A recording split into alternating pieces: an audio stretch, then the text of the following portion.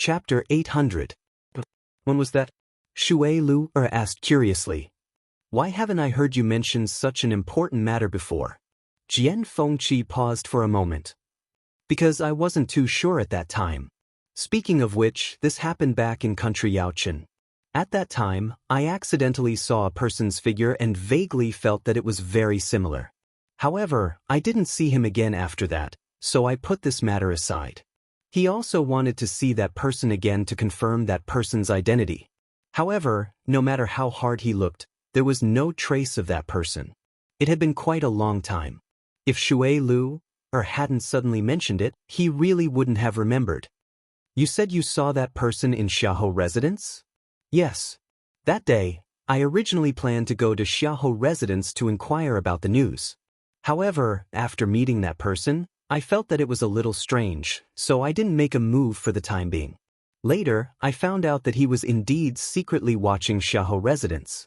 However, his movements were extremely concealed, and ordinary people wouldn't be able to discover him at all. If it wasn't for the fact that she felt that person was inexplicably familiar, she wouldn't have noticed that person. Jian Fengqi waved the bone fan in one hand and narrowed his eyes. Xiaohou Rong is the grand tutor, and there are many guards inside and outside Xiaohou residence. Outsiders definitely wouldn't watch them for no reason. Since he did this, there must be a purpose. If it's not that person, then we have to investigate carefully to see who else is planning to make a move on Xiaohou residence. However, if it's really him, then we have to investigate even more carefully. We don't even know when he came back. As Jian Fengqi spoke, he put away the bone fan and rested his chin on it. However, it seems that Jiang Yuqing has been really busy during this period of time. He actually didn't notice that something was wrong at all? Shui Lu chuckled. I heard that he went to Dahuang Swamp again and was injured. He's now recuperating in Jiang residence. I really don't know who did it. If I can meet him, I have to thank him properly. I heard from my father that that person is extremely powerful. Not to mention Jiang Yuqing, even the few of them are no match for him. Jian Fengqi's voice was much more serious. Shui Lu was a little surprised. Only then did she remember that Jian Shai also went with them, so he must know a lot of inside information. She widened her eyes in shock. It can't be? More powerful than those few people? What kind of person is that? In the entire Tianling dynasty, there are only a few of them. Jian Fengqi.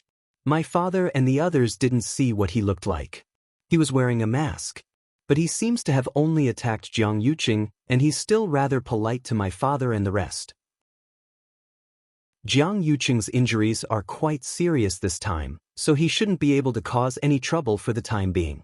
Little Lu, find some time in the next 2 days to go to the Xiaohou estate and inquire about that person's background.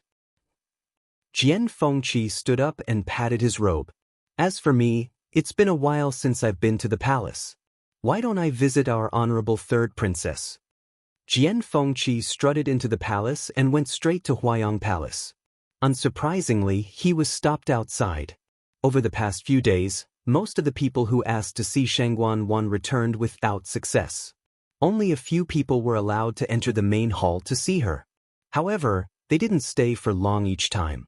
The palace kept announcing to the public that Shangguan Wan was injured while helping His Majesty get medicine and needed to rest. Although everyone had many guesses, Huayang Hall was heavily guarded, so they couldn't know what was going on. They could only continue to wait. Jian Fengqi wasn't surprised by this result. Previously, his father had taken the initiative to ask for help, but was rejected by Shangguan Wan, let alone him. Jian Fengqi didn't pursue the matter. This young master is actually worried about the third princess. Since the third princess wants to rest, this young master won't disturb you any further. With that, he turned around, intending to leave. Chan Yi was a little surprised. Jian Fengqi's personality was actually very difficult to deal with. She thought that it would take a lot of effort to persuade him to leave, but she didn't expect him to leave so straightforwardly. However, just as he took half a step, Jian Fengqi turned around again, a careless and evil smile on his face. That's right, this young master suddenly remembered that this young master borrowed a few medical books from the Empress and didn't return them. Since I'm here today, I want to make a trip to Xiaoyu Hall and return them. Chan Yi's eyelids twitched. The Empress medical books? She's already dead. What's there to return? Moreover, it's been almost 2 years. No one would care about such a thing. She sized up Jian Fengqi suspiciously, feeling a little uneasy. However, Jian Fengqi had a smile on his face. He was no different from before. He didn't seem to be looking for trouble. Chan Yi pondered for a moment. Xiaoyu Hall was the Empress' resting place when she was alive. The third princess has always ordered people to watch over it carefully. No one is allowed to damage anything inside, and no outsiders are allowed to enter. This servant will help you ask for permission. Please wait a moment. Jian Fengqi nodded with a smile. Go on, go on. Chan Yi turned around and entered the room. Jian Fengqi raised his brows slightly and looked around the courtyard casually. It seemed like there were some changes after not coming here for a while. Although he didn't come here often, he had a photographic memory. He remembered every blade of grass and every tree here clearly. He walked to a tree and leaned against it. Suddenly, the tip of his nose twitched. A faint bitter and fishy smell was faintly discernible. He lowered his eyes and took a look. This smell seemed to be coming from underground. He took a closer look, and his pupils suddenly shrank. He's going to Xiaoyu Hall? Shangguan Wan subconsciously frowned. Why did he go there all of a sudden? Shangguan Yu had been dead for so long. What's the big deal about returning a few medical books? However, Jian Fengqi wasn't easy to deal with. If she didn't agree to his request, who knew what trouble he would cause? In any case, he had always been barefooted and wasn't afraid of wearing shoes. He was very unbridled and arrogant. Shangguan Wan didn't want to attract such a big trouble at this time. She waved her hand in annoyance. Since he wants to go, let him go. There are plenty of people in Xiaoyu Hall. If they discover anything strange about him, immediately report it. Shangguan Wan rubbed her forehead. Actually, Jian Fengqi had a good relationship with her in the past. He had spoken up for her many times and helped her a lot. However, for some reason his attitude towards her had changed slightly after Shangguan Yu's death. Although it wasn't obvious on the surface, Shangguan Wan could feel it. She couldn't understand it. Jian Fengqi and Shangguan Yu had been enemies in the past. They didn't like each other. Why did he suddenly become like this? Why was he going to Xiaoyu Hall now? Jian Fengqi gathered origin power in his palm. Just as he was about to reach out, he suddenly heard Chan Yi's vigilant voice behind him. Young Master Jian, what are you doing? Asked the user of the mobile phone. A better reading experience came from Love Network. Chapter 801. Jian Fengqi paused for a moment, then looked over as if nothing had happened. His expression was still as carefree and unrestrained as ever. Wasn't this young master waiting for you? His tone was lazy, and the last syllable had a hint of ambiguity to it. There seemed to be a glimmer of light flashing through her icy eyes. It was overflowing with light and color, making people feel as if they were about to drown in it. Chani's face inexplicably heated up. Even though she knew that Jian Fengqi was just teasing her, she still felt a ripple in her heart. All these years, Jian Fengqi's reputation as a womanizer wasn't just for show. According to what Shangguan Yu had said, he was very good at coaxing young ladies. Jian Fengqi had always taken this evaluation as a compliment. Many times, using this kind of trick could save him a lot of trouble. Unfortunately, that stupid Shangguan Yu didn't understand at all. However, Jian Fengqi was also glad that he hadn't actually made a move. Otherwise, he might not even be able to leave the palace today. After all, Chani was Shangguan Wan's personal maidservant for many years. Her mental fortitude was much stronger than that of ordinary women. She quickly adjusted herself and said, "Her Highness has agreed." Her Highness has already agreed. Sir Jian can go to Xiaoyu Hall now. Jian Fengqi nodded with a smile. Then I'll have to thank Her Highness and Miss Chani. After saying this, he walked away with relaxed steps. Chani glanced at where he had been standing and felt a little worried. However, when she thought about how everything had been done so smoothly and covertly, and how Jian Fengqi had only been standing there for a while, he probably wouldn't notice anything. Thus, She put the matter aside for the time being. For some reason, Her Highness's mood had been fluctuating between good and bad these past 2 days. She would decide whether to take the medicine masters had sent over based on her mood. However, what was surprising was that her body seemed to be getting better. Compared to the beginning, there was an obvious improvement. Chani didn't know the reason, but she didn't dare to ask. She only carefully served her. Based on the current situation, Her Highness should be able to recover very quickly. Jiang Yuqing was also recovering at an extraordinary speed. With Feng Shangyuan's help, his body was getting better day by day. The wound on his chest had already formed a scab, and it would be completely healed after a period of time. Even the wound on his lower abdomen was showing signs of healing. The burning pain did not appear again. This made Jiang Yuqing heave a huge sigh of relief. Jian Fengqi came to Zhaoyu Hall alone. Compared to before, this place was much more deserted, but there were still many palace servants here. Upon seeing Jian Fengqi, a palace servant quickly came to greet him. Greetings to young Master Jian. Obviously, they had already received the news. Jian Fengqi wasn't surprised and said honestly, "This young master is here today to return the Empress concubine's medical books." The palace servant hurriedly said, "Then this servant will take you there. This young master has been to this place many times. Do I need you to lead the way? This young master will go myself." Jian Fengqi interrupted the palace maid's words and walked straight in. He seemed to be walking slowly, but in fact, he was very fast. He walked like the wind and soon arrived inside. Seeing this, the palace servant hurriedly chased after him and said, "Young Master Jian, you can't go to that room." Jian Fengqi stopped in his tracks. "But why is that?" That was the Empress concubine's residence when she was alive. The palace servant did not dare to say anything too unpleasant and only stuttered for a long time. Jiang Yuqing did not think much of it. Even if the Empress concubine is still alive, she may not be able to stop me. Why, do you want to try? Although he was smiling, there was a bit of coldness in his eyes. The palace servants around him looked at each other. This young master is just going to return a few books. If you are worried that it will be difficult to explain, you can just follow this young master in later. This servant does not dare. If the third princess found out, his life would be in danger. Jian Fengqi lightly snorted. In that case, when the door opens later, you can just watch from the outside. Won't that be fine? The palace servants hesitated for a long time. Thinking that this was indeed the only way to compromise, they could only agree. Jian Fengqi walked inside. It was obvious that no one had been here for a long time. Everything was covered in a layer of dust. Jian Fengqi sneered in his heart. Shangguan always bragged outside about how much she missed the Empress concubine and how much she valued the Empress concubine's things when she was alive.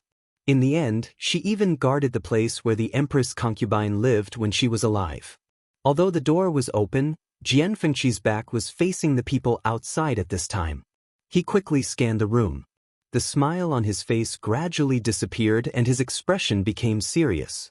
He walked to the desk, took out a few medical books, and placed them on the bookshelf behind. In fact, he did not make up the matter of returning the books. A few years ago, he did borrow a few books from Shangguanyu. After all, the public had the most rare books in the entire Tianling dynasty. Shangguanyu also liked to collect unique books. Jian Fengqi often came to her to ask for books to read. Sometimes, he would even see her annotations in the books. However, he often forgot to return them. This caused Shangguanyu to often make trouble for him. However, this time, he had forgotten for so long. No one urged him anymore. He put the books away one by one. In the end, he accidentally bumped his arm and a book next to him fell down. He bent down to pick up the book. Just as he was about to put it back, he saw that there was no title on the book's cover. The pages were slightly curled. It looked like it had been flipped through many times. He opened the book curiously. How many lines of words were written on the page? Jian Fengqi knew every word, but he did not understand what they meant when they were put together. However, this handwriting was indeed from Shangguanyu. When did she leave this behind? The mystic forest. Time passed slowly. In front of Chu Luiyue, a huge corpse was suspended in midair. After a long period of tempering, the bloodline power inside had almost been completely stimulated. The bloodline power that looked like blood vessels gradually became clear and finally condensed into a blood bead in the middle. Although this blood bead was only the size of a longan, it contained an extremely powerful aura. The skeleton's original jade-white color gradually became transparent. When the blood bead condensed, Chu Luiyue let out a long breath. Her clothes were already drenched in sweat, and her lips were a little pale. This was the great phoenix dragon skeleton. It consumed a lot of energy to refine the power inside, especially when Chu Luiyue was only a stage 5 warrior. If not for the boundless force stored in her energy center, she would not have been able to withstand it. When the blood bead condensed completely, Chu Luiyue did not rest. Instead, she immediately threw in a few herbs beside her. At the same time, with a thought, a guqin appeared beside her. On the body of the guqin, there was a faint purple-gold color that shone brightly. Digression: tomorrow at 12 o'clock, mobile users can browse for a better reading experience from Love Network. Chapter 802. The Purplish Gold Bodhi Leaf. It lay quietly on the zither, its body covered in a layer of translucent red light.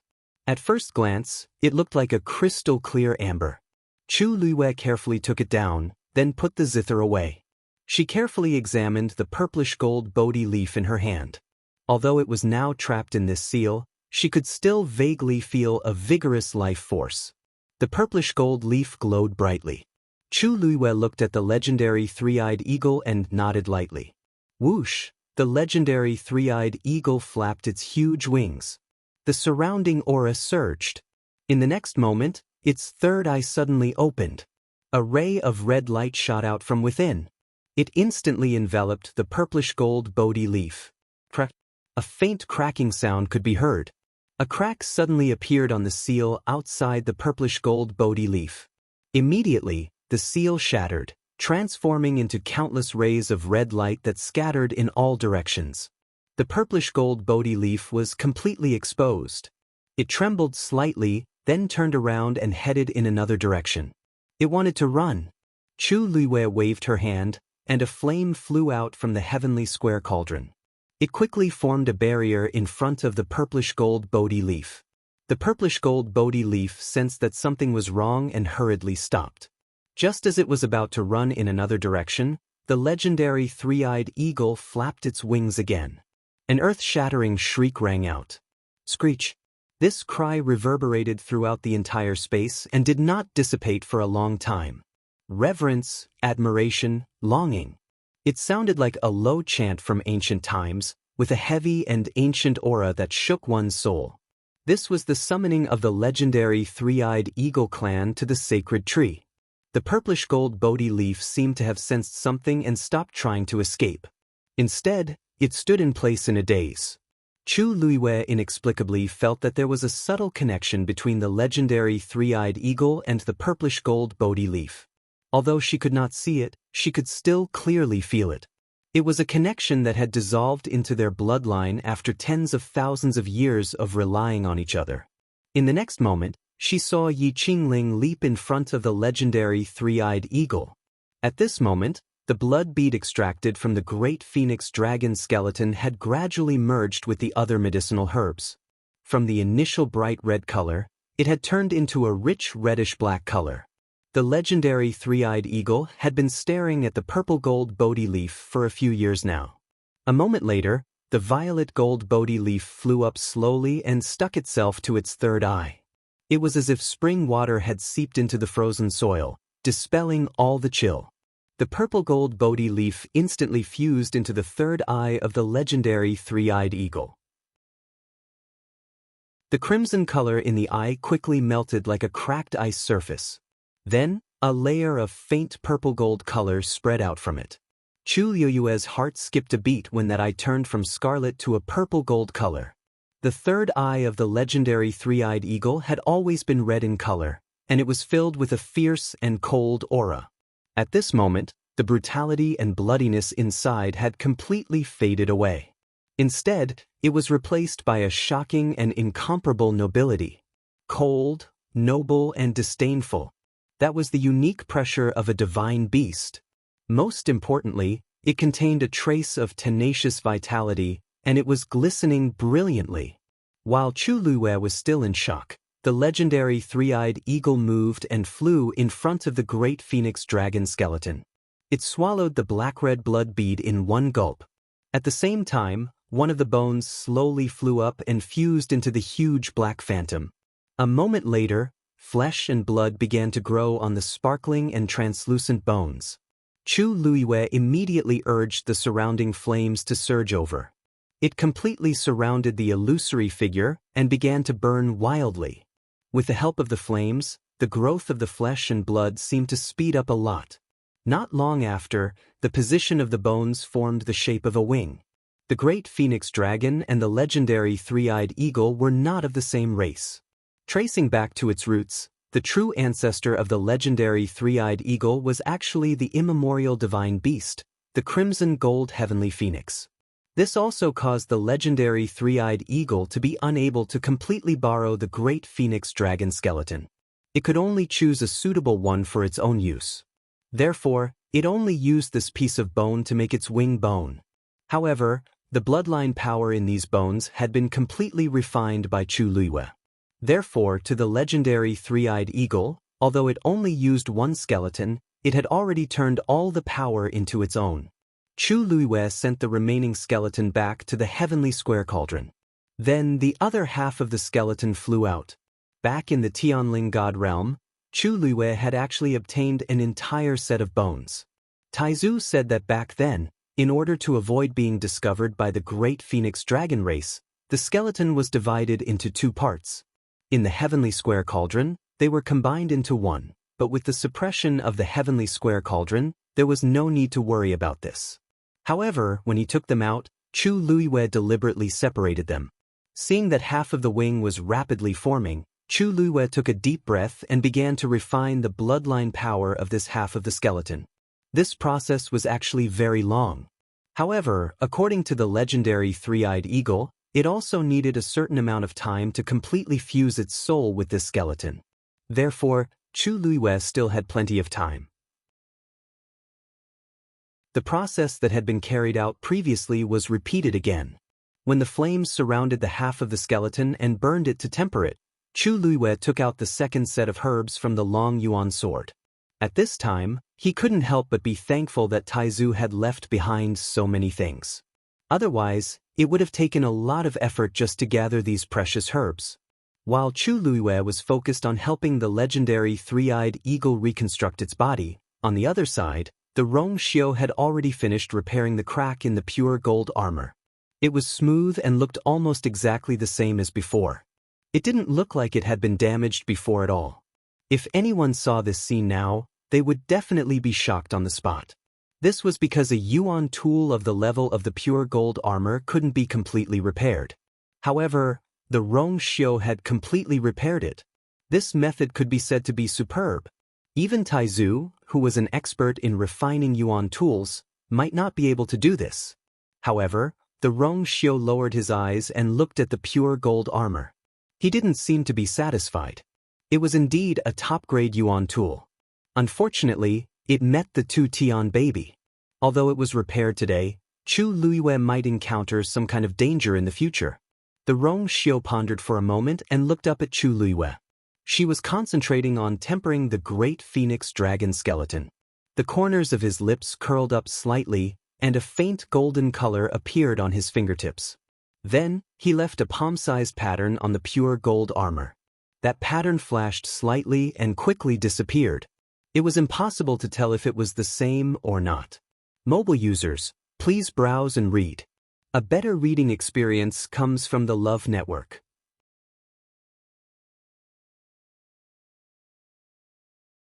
Chapter 803.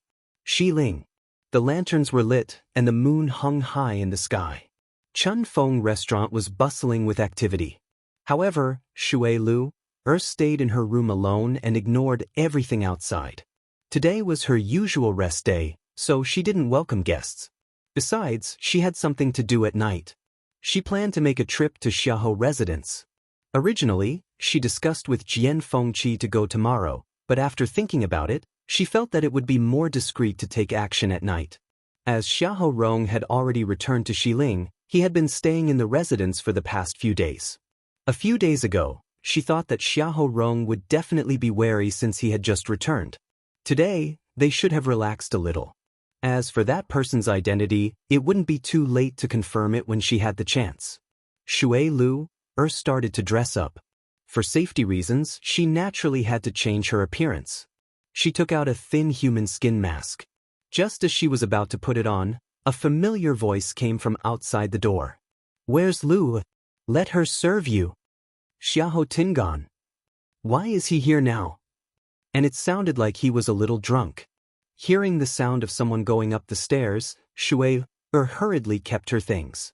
"Second young master Xiahou, you came at the wrong time today. Miss Lu is resting today. Why don't you let another lady come?" Mrs. Zhang tried to persuade her in a gentle tone. "I only want her to accompany me today. I don't want anyone else." "Where is she?" "Ask her to come out." Perhaps it was because he was drunk, but Xiahou Tingan became more arrogant than usual and even dared to make a ruckus in Chunfeng restaurant. Mrs. Zhang smiled and calmly stood in front of him. She seemed to be in a difficult position. "Second young master, it's not your first time coming to Chunfeng restaurant, and you know the rules here. Miss Lu wants to rest, and even I can't persuade her to come out. Her temper has always been very stubborn. Even if she forces herself to come out, she'll definitely spoil your mood. Recently, we have a new lady here, and she's very good at playing the zither. Do you want me to bring her here?" However, Xiahou Chunin didn't listen and pushed her away. Bang! Nanny Zhang was pushed onto the railing, and her waist hurt from the impact. Xiahou Tingan chuckled in disdain and mocked her as he walked up. "Very good at playing the zither? What do you know? I've heard of the best zither in the world. Other people, how could they even be on the stage? Don't dirty my ears." Mrs. Zhang's expression changed slightly. She vaguely knew who he was talking about and suppressed the anger in her chest. She held her waist and followed him. "Second young master, this really won't do." Xiahou Tingan was very frustrated, and his face was filled with impatience. "What? This young master came to your little spring breeze house to have some fun. Do I need to look at your eyes? Listen to your orders?" He had heard enough at home. Scram. Just as he was about to make a move, a soft and sweet voice suddenly came from behind him. "Wait." Mrs. Zhang looked up and was taken aback. "Lua, why did you come out?" Shui Lu smiled gently. "I heard second young master Xiahou's voice from afar. Since second young master Xiahou wants to hear me, it's my honor. There's no reason for me to turn you away." As she spoke, she looked at Xiahou Tingan. "Second young master, please." Xiahou Tingan was then satisfied as he gave Auntie Zhang a warning look. "If you were half as sensible as Miss Lu, you'd be able to avoid a lot of trouble. Do you understand?" Auntie Zhang didn't react as she looked at Shui Lu, in confusion and shock. Today was her usual day of rest. Not to mention a mere second young master of the Xiahou family, even if the emperor came, I wouldn't come out to welcome him. In the past, when Shui Lu first came, there were people who bullied her, and some even wanted to humiliate her. But those people all stopped in the end. In all kinds of ways. From then on, almost nobody dared to be so impudent in Xiling. Xiahou Tingan only dared to do this because he was drunk and muddle-headed. However, it wasn't that they couldn't handle it. They just didn't need Shui Lu to come out personally. But Shui Lu just smiled. "Auntie Zhang, please invite second young master to the room over there. I'll pack up and come over." Auntie Zhang was confused, but she could only do as she was told. Xiahou Tingan strutted into the room. If he was more clear-headed, he would notice that something was amiss. It was a pity that he couldn't tell anything at this point. Instead, he thought that his identity had stunned them, and he was secretly delighted. After a while, Shui Lu indeed carried the pipa over. She gave Auntie Zhang a look. "Auntie Zhang, second young master has a distinguished identity. Please serve him the best wine we have." Auntie Zhang didn't know what she was planning, but she still did as she was told. Very quickly, the servants sent the wine over.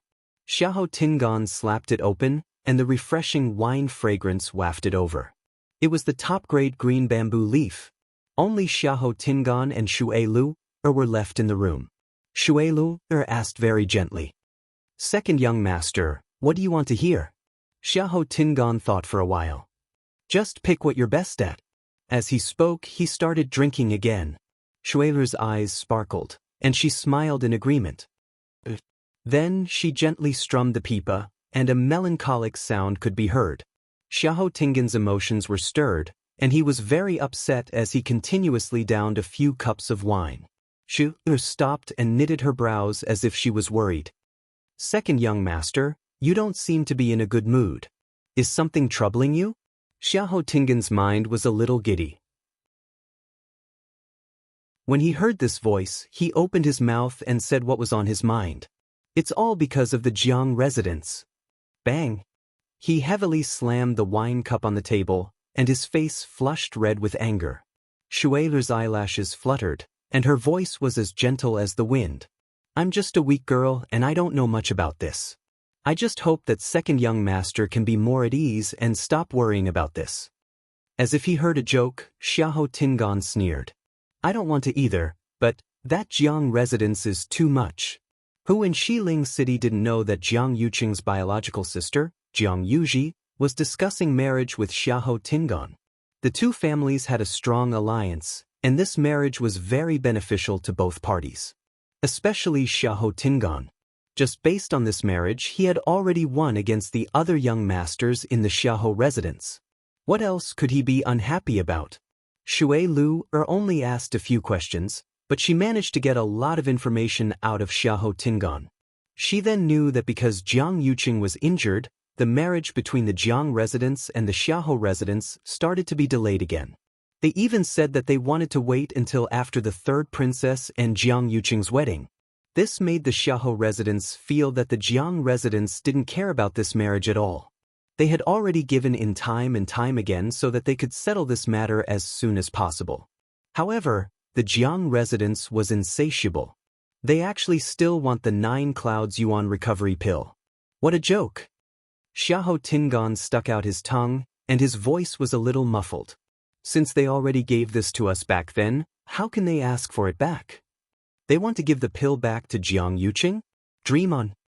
Shui Lu was shocked. The 9 clouds yuan recovery pill. That's the princess's item. Mobile users, please browse and read. A better reading experience comes from Love Network.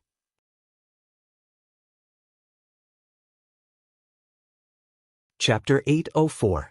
The 9 clouds yuan recovery pill was a 9th grade pill left behind by Taizu, and it was extremely precious. Rumors had it that this pill had the effect of raising one's yuan meridian level, so it had always been carefully kept by the Tianling royal family. There hadn't been a 9th grade celestial physician in the Tianling dynasty for hundreds of years, so one could imagine how precious this 9th grade pill was. Back then, when the princess was of marriageable age, the emperor gave this 9 clouds yuan recovery pill as a gift to her. Everyone knew that the emperor had decided to pass the throne to the empress concubine. Ever since then, the princess had been in charge of keeping this 9 clouds yuan recovery pill. On one hand, she had the Tianjing yuan meridian and didn't need this item. On the other hand, this 9 clouds yuan recovery pill had a special meaning, and the Tianling royal family wouldn't let anyone use it. Instead, it would be passed down. But now, Xiahou Tingan actually said that the 9 clouds yuan recovery pill was in their residence. Shui Lu hurriedly looked down and hid the emotions in her eyes. Even if she was good at hiding her emotions, she almost couldn't control it at this moment. Even if Xiahou Chunan was completely drunk, she didn't dare to reveal any abnormalities. She took a deep breath in and paused for a moment before she finally suppressed the waves in her heart. At the same time, countless guesses surfaced in her mind. After the princess died, Jiang Yuqing and Shangguan Wan were in charge of everything. Everyone naturally thought that the 9 clouds yuan recovery pill was in Shangguan Wan's hands. As the princess's sudden death had a huge impact on everyone's attention was placed on the princess's death. Very few people cared about this 9 clouds yuan recovery pill. I didn't expect it to be in the Xiaohou residence. Hearing what Xiaohou Tingan said, this 9 clouds yuan recovery pill was originally given to them by Jiang Yuqing, but he wanted it back now. Both parties couldn't come to an agreement, so they had a conflict. Of course, Jiang Yuqing could have gotten this item. As for why he gave it to the Xiaohou residents, only they knew. But this also confirmed what Shui Lu had always suspected and investigated. The Xiaohou residents indeed couldn't escape from the princess's death. Now, for some reason, Jiang Yuqing wanted the 9 clouds yuan recovery pill back. Bang! Xiaohou Tingan suddenly fell onto the table, and the wine on the table spilled all over the floor. He was still muttering something under his breath. Second young master? Second young master? Shui Lu shouted twice, but Xiaohou Tingan didn't respond. The gentle smile on her face faded, and she quietly walked over. In her blurred state, she heard his intermittent words. It's me, it's my 99. Shui Lu pondered. Seeing Xiaohou Tingan's angry and indignant look, it was most likely because he had always thought that the 9 clouds yuan recovery pill was his. But now, Jiang Yuqing wanted to go back. Of course, he wouldn't agree. Shui Lu's voice was even softer, and it carried an indescribable allure. Where is the 9 clouds yuan recovery pill? Xiaohou Tingan's eyes were tightly shut, and his face was flushed red. He reeked of alcohol. Hearing this, his eyebrows twitched and he shook his finger. Here. Creak. The door was opened from the inside. Nanny Zhang, who was anxiously waiting outside, hurriedly looked over. Seeing that Shui Lu walked out safely with her pipa, she finally heaved a sigh of relief. She quickly walked forward and sized up Shui Lu. Then she looked over Shui Lu's shoulder. How is it? Are you okay? Shui Lu smiled. Second young master is drunk and has already fallen asleep. Don't let anyone come and disturb second young master. Nanny Zhang vaguely saw the corner of Xiaohou Tingan's shirt. Hearing that there wasn't any movement inside, she felt more at ease. Why don't we send someone to send him back to the Xiaohou residence? With his current state, people will definitely talk about him if we send him back. He might even cause trouble for us. If he wants to sleep here, let him sleep. This kind of thing was very normal for the young masters in Xiling City. As long as they didn't go overboard, their families wouldn't pursue the matter too much. Should we find someone to help him wash up and rest? Nanny Zhang lightly fanned herself. The smell of alcohol in the room was simply unbearable. We're still standing at the door. Who knows what it's like inside? It's really hard on Shui Lu. Call someone over. Shui Lu looked back and tucked her hair behind her ear as she chuckled. He's Xiaohou Residence's second young master after all. His current state is too unbearable. We just have to serve him well today. Someone will naturally come to fetch him back tomorrow. Hearing her words, Nanny Zhang also felt that it made sense, so she nodded. Shui yawned and covered her mouth with her hand. Her pair of watery eyes were very moving and had a natural charm and gentleness. I'm tired today, so I'll go back first. The smell of alcohol on you is really strong. Shui Lu pouted her red lips lightly. I'll have to trouble Nanny Zhang for the rest. Then, she hugged her pipa and walked back to her room. Nanny Zhang glanced at her and felt strange. Shui Lu had always looked down on people like Xiaohou Tingan, but she was exceptionally patient today. She even endured the fact that the room was already so dirty and messy. However, she didn't think too much about it as Shui Lu's temper had always been hard to predict. She endured the smell and closed the door before calling someone over to clean up. The next morning, Xiaohou Tingan was woken up by a commotion. Vaguely, he seemed to have heard Jiang Yuji's voice.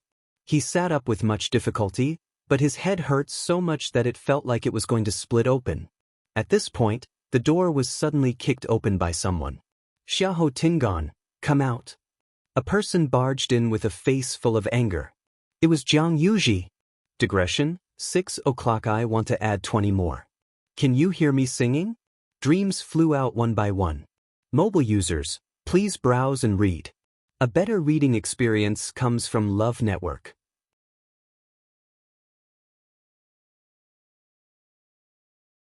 Chapter 805. Nanny Zhang and the rest hurriedly followed over. Looking at the scene in front of them, they didn't know whether to stay or leave, so they anxiously said to Xiahou Tingan. Second young master, why you see, fourth Missy Jiang insisted on coming in. We couldn't stop her even if we wanted to. Xiahou Tingan rubbed his temples. His mind was still in a mess, and he didn't understand the situation in front of him. Yuji, why are you here? Jiang Yuji was so angry that her entire body trembled. Her originally pretty face was already a little distorted. She raised her hand and angrily pointed at Xiahou Tingan with a sharp voice. You still have the cheek to ask me why I'm here? Why don't you see what good things you've done? Xiahou Tingan, do you still have any shame? With Jiang Yuji's commotion, Xiahou Tingan instantly felt very embarrassed. Normally, he would let her do whatever she wanted in private. When she threw a tantrum, he would also tolerate it. However, she spoke to him in such a tone in public. She didn't leave him any face at all. Xiahou Tingan had a hangover and was originally feeling uncomfortable. This made him even more frustrated, and his face turned cold. What are you doing? Don't you see where this is? Is this a place you can come to? No matter what, Jiang Yuji is the Jiang family's fourth Missy. With such a status, she came to Chunfeng restaurant and acted so arrogantly. She doesn't even mind that it's embarrassing. I can't come? But am I delaying your happiness? Jiang Yuji seemed to have completely lost her rationality as she sharply argued with him. Her eyes were red, and she looked furious. She gritted her teeth as she spoke every word. Xiahou Tingan closed his eyes and looked at the door. In just a short while, quite a few people had already surrounded the door, and they were all watching this joke. He forcefully suppressed the anger in his heart and said, Yuji, calm down. Yuji, calm down first, let's close the door and have a good talk. He was begging nicely, but Jiang Yuji sneered as if she had heard a joke. Close the door? Why don't I close the door and let you continue being a playboy? Xiahou Tingan knitted his brows. What nonsense are you spouting? Before he could finish his sentence, a soft hand placed on his shoulder. A weak girl's voice came from behind him. Second young master.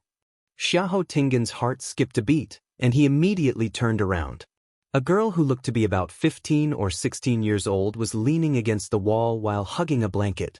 She clutched the blanket tightly with one hand to cover her body, while her other hand carefully rested on his shoulder. Her fair and tender arms were like jade lotus roots, and there were a few vague red marks on her slender collarbone. It went without saying what it was. Xiahou Tingan was stunned. He almost jumped out of bed. Who are you? The woman's hair was disheveled, but one could still tell that she was extremely beautiful. Her skin was snow white, and her lips were cherry red. Especially her pair of round eyes, with long eyelashes fluttering slightly. She was truly a pitiful sight. Especially since there were still traces of tears at the corners of her eyes, it made people feel even more reluctant to say a harsh word to her. Hearing this, her eyes widened slightly, as if she couldn't believe it. Her body trembled slightly, and 2 lines of tears flowed down her beautiful face. Second young master, yesterday I just wanted to help you wash up and let you have a good rest, but you grabbed my hand and didn't let go, and then, she bit her lips and looked as if she was about to die from embarrassment. She lowered her head and didn't say anything, but she kept crying. But even if she didn't say anything, the crowd could roughly guess what had happened. Looking at this woman's pitiful look, Xiahou Tingan's reprimand was instantly stuck in his throat, and he couldn't say anything. His heart was already in a mess. No wonder Jiang Yuji had such a reaction when she came in. No wonder her words were so harsh. I thought I was just hungover at Chunfeng restaurant, but it turned out to be, but I don't remember anything. Xiahou Tingan turned around anxiously and looked at Jiang Yuji. Yuji, listen to me. It's not what you think it is. Jiang Yuji only looked at him and the woman on the bed with resentment. What am I thinking about? Isn't the truth right in front of me? Do I still need to think about it? Xiahou Tingan, we haven't even gotten married. How dare you do such a thing outside? You've really disappointed me.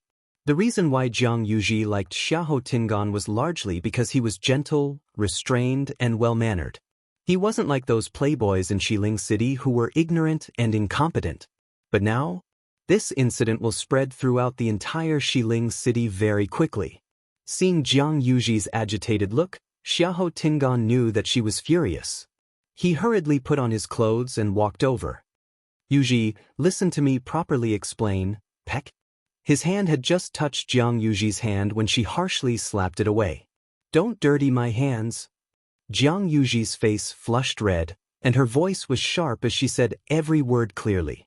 Xiahou Tingan, my Jiang residence's reputation has been implicated by you. If you like to do this, just do it. This marriage is cancelled. Xiahou Tingan's face burned as if he had been harshly slapped twice in public. If it were any other time, he could tolerate whatever Jiang Yuji threw at him. It didn't matter if he admitted his mistake or begged for mercy. As long as he could coax her, he could do anything. But Jiang Yuji saying this in front of so many people was undoubtedly tearing off his face and harshly trampling on it. Is she using the marriage to threaten me? The hatred and anger that had accumulated in Xiahou Tingan's heart for a long time instantly exploded. His face rapidly turned cold, and he blurted out without thinking. So be it. Do you really think I can't do without you? I've long had enough of you. With this angry shout, the entire room instantly fell silent. Jiang Yuji was dazed, and her face instantly turned pale. She only wanted to vent the anger in her heart, and she only said the cancellation of the marriage out of impulse. This was because she knew that Xiahou Tingan was most afraid of her saying this. Originally, she just wanted to scare him, but she didn't expect him to directly agree. Also, what else did he say? At that moment, something in Jiang Yuji's heart suddenly collapsed. Her body swayed and she almost fell to the ground. Someone supported her from behind and gently said, "Fourth Mississippi, Fourth Miss, are you all right?" Jiang Yuji turned around in a daze and saw a beautiful face. It was Shui Lu. Jiang Yuji immediately pushed her away in disgust. Nobody in Chunfeng restaurant is good. They're all cheap and flirtatious. Shui Lu didn't seem to care as she smiled and looked at Xiahou Tingan. Second young master, it seems like you haven't sobered up from yesterday. Don't you know that the truth after drinking is the most hurtful? Jiang Yuji instantly felt like she was stabbed by a knife. Truth after drinking. Xiahou Tingan is saying all of this from the bottom of his heart? Mobile users, please browse and read. A better reading experience comes from Love Network.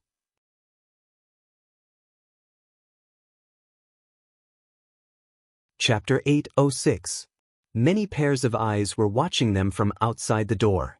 Jiang Yuji felt as if there was a dagger at her back, and she had never felt so embarrassed before. She glared at Xiahou Tingan with bloodshot eyes, and every word seemed to be squeezed out with her teeth clenched. Xiahou Tingan, you said it yourself. Don't regret it in the future. Then, she turned around and ran outside. The crowd hurriedly moved aside. Jiang Yuji's figure quickly disappeared from Chunfeng restaurant. The crowd didn't speak for a long time. Shui Lu's lips curved up undetectably. Things are progressing more smoothly than I expected. I just sent a message to Jiang Yuji to lure her over.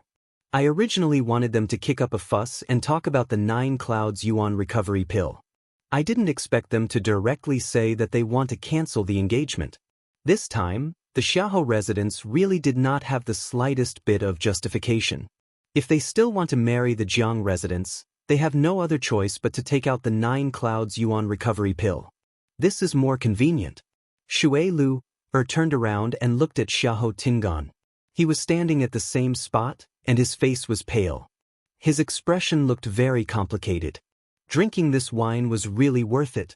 Second young master, Fourth Missy Jiang seems very sad. You should quickly chase after her. Shui Lu advised him considerately. The worry that just appeared in Xiahou Tingan's heart instantly disappeared. He coldly chided. She can leave if she wants to. What does it have to do with me? Shui Lu's expression changed slightly, and she smiled. Whatever you say is naturally what it is. Then we'll take our leave first. If you have any instructions, feel free to tell us. Then she turned around and smiled at the crowd. You can all leave. The crowd then left to busy themselves with their own matters. However, who wouldn't treat such a huge incident as a topic of conversation after bumping into it? Not long later, this good show at Chunfeng restaurant would spread throughout the entire Xiling city. Shui waved at the girl in the room. Xiao Dai, come over. The girl called Xiao Dai bit her lips and silently picked up her clothes to wear. When she walked to Xiahou Tingan's side, she bowed and looked down. Today's matter was caused by Little Butterfly. It has nothing to do with anyone else. Xiahou Tingan originally knew that this matter was mainly his fault, and he couldn't blame the young lady. Hearing her say this, his heart ached even more. Xiao Dai continued, second young master and fourth young mistress Jiang are a match made in heaven. If there is any animosity between the two of you because of Xiao Dai really can't bear it. Xiao Dai is willing to go to the Jiang mansion to ask for forgiveness. As long as I can beg for fourth young mistress Jiang's forgiveness, Xiao Dai will do anything. Xiahou Tingan didn't feel good when he saw how she was willing to compromise for the greater good. When he thought of Jiang Yuji's arrogant and domineering vixen, he was filled with anger. They weren't even married yet. If they got married, who knew how much trouble they would cause in the future? Why are you going to the Jiang mansion? Just stay here and wait. Xiahou Tingan thought for a moment and took out a cosmic ring. From today onwards, you will follow me. However, you probably won't be able to enter the Xiahou residence. I will order someone to find a small residence and you will live there in the future. Xiao Dai seemed to be overwhelmed by the favor as she immediately knelt down and said that she didn't dare to.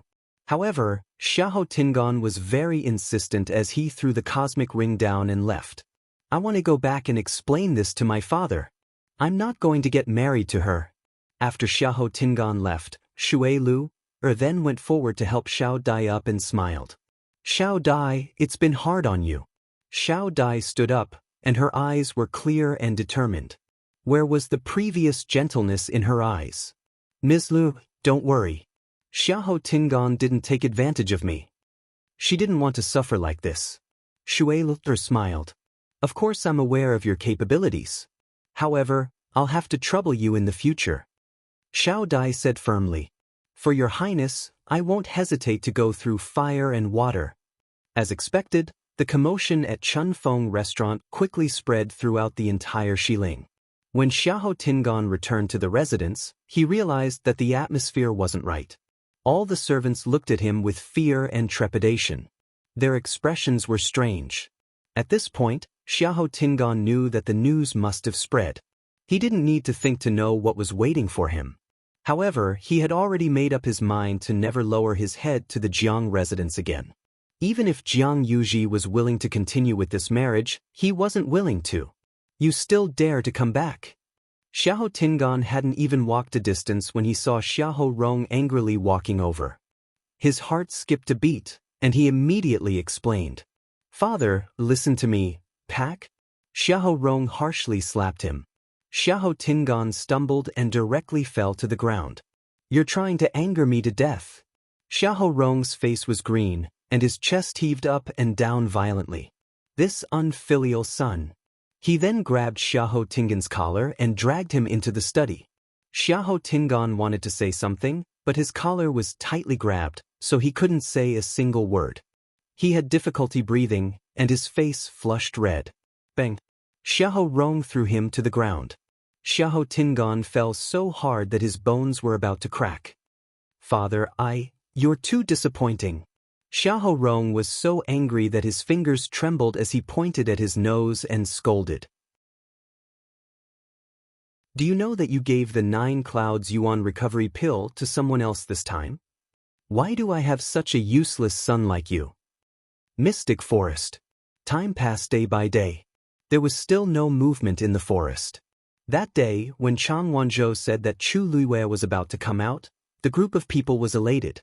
In the end, they waited for a long time, but she still didn't come out. The few of them could only continue waiting. However, Mu Hongyu and the other 2 didn't forget to cultivate during this period of waiting. With Qin Yi and Lei Laoxi's patient guidance, they all had some breakthroughs. Especially Chang Wanzhou, His improvement was the most obvious. Qin Yi originally wanted to take a look at the seal in his body, but it didn't appear again after that day. Even though he felt a little regretful, Qin Yi didn't insist on taking a look at Chang Wanzhou. It's not too late to talk about this when Her Highness comes out. After all, Chang Wanzhou listens to me.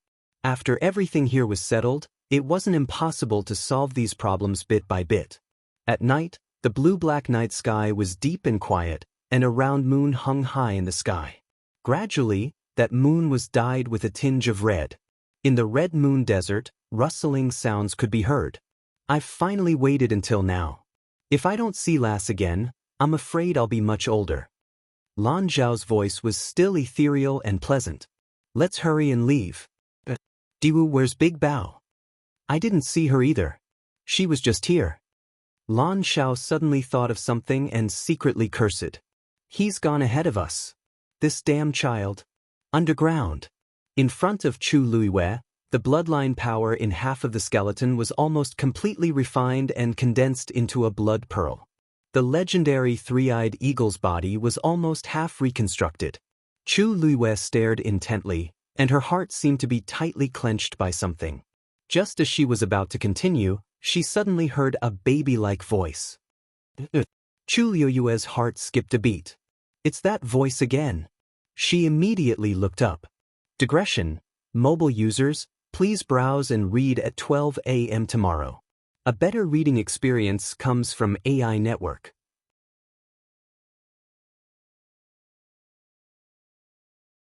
Chapter 807. A boy who looked like he was 4 or 5 years old appeared in front of her. Chu Luiwei was stunned for a moment.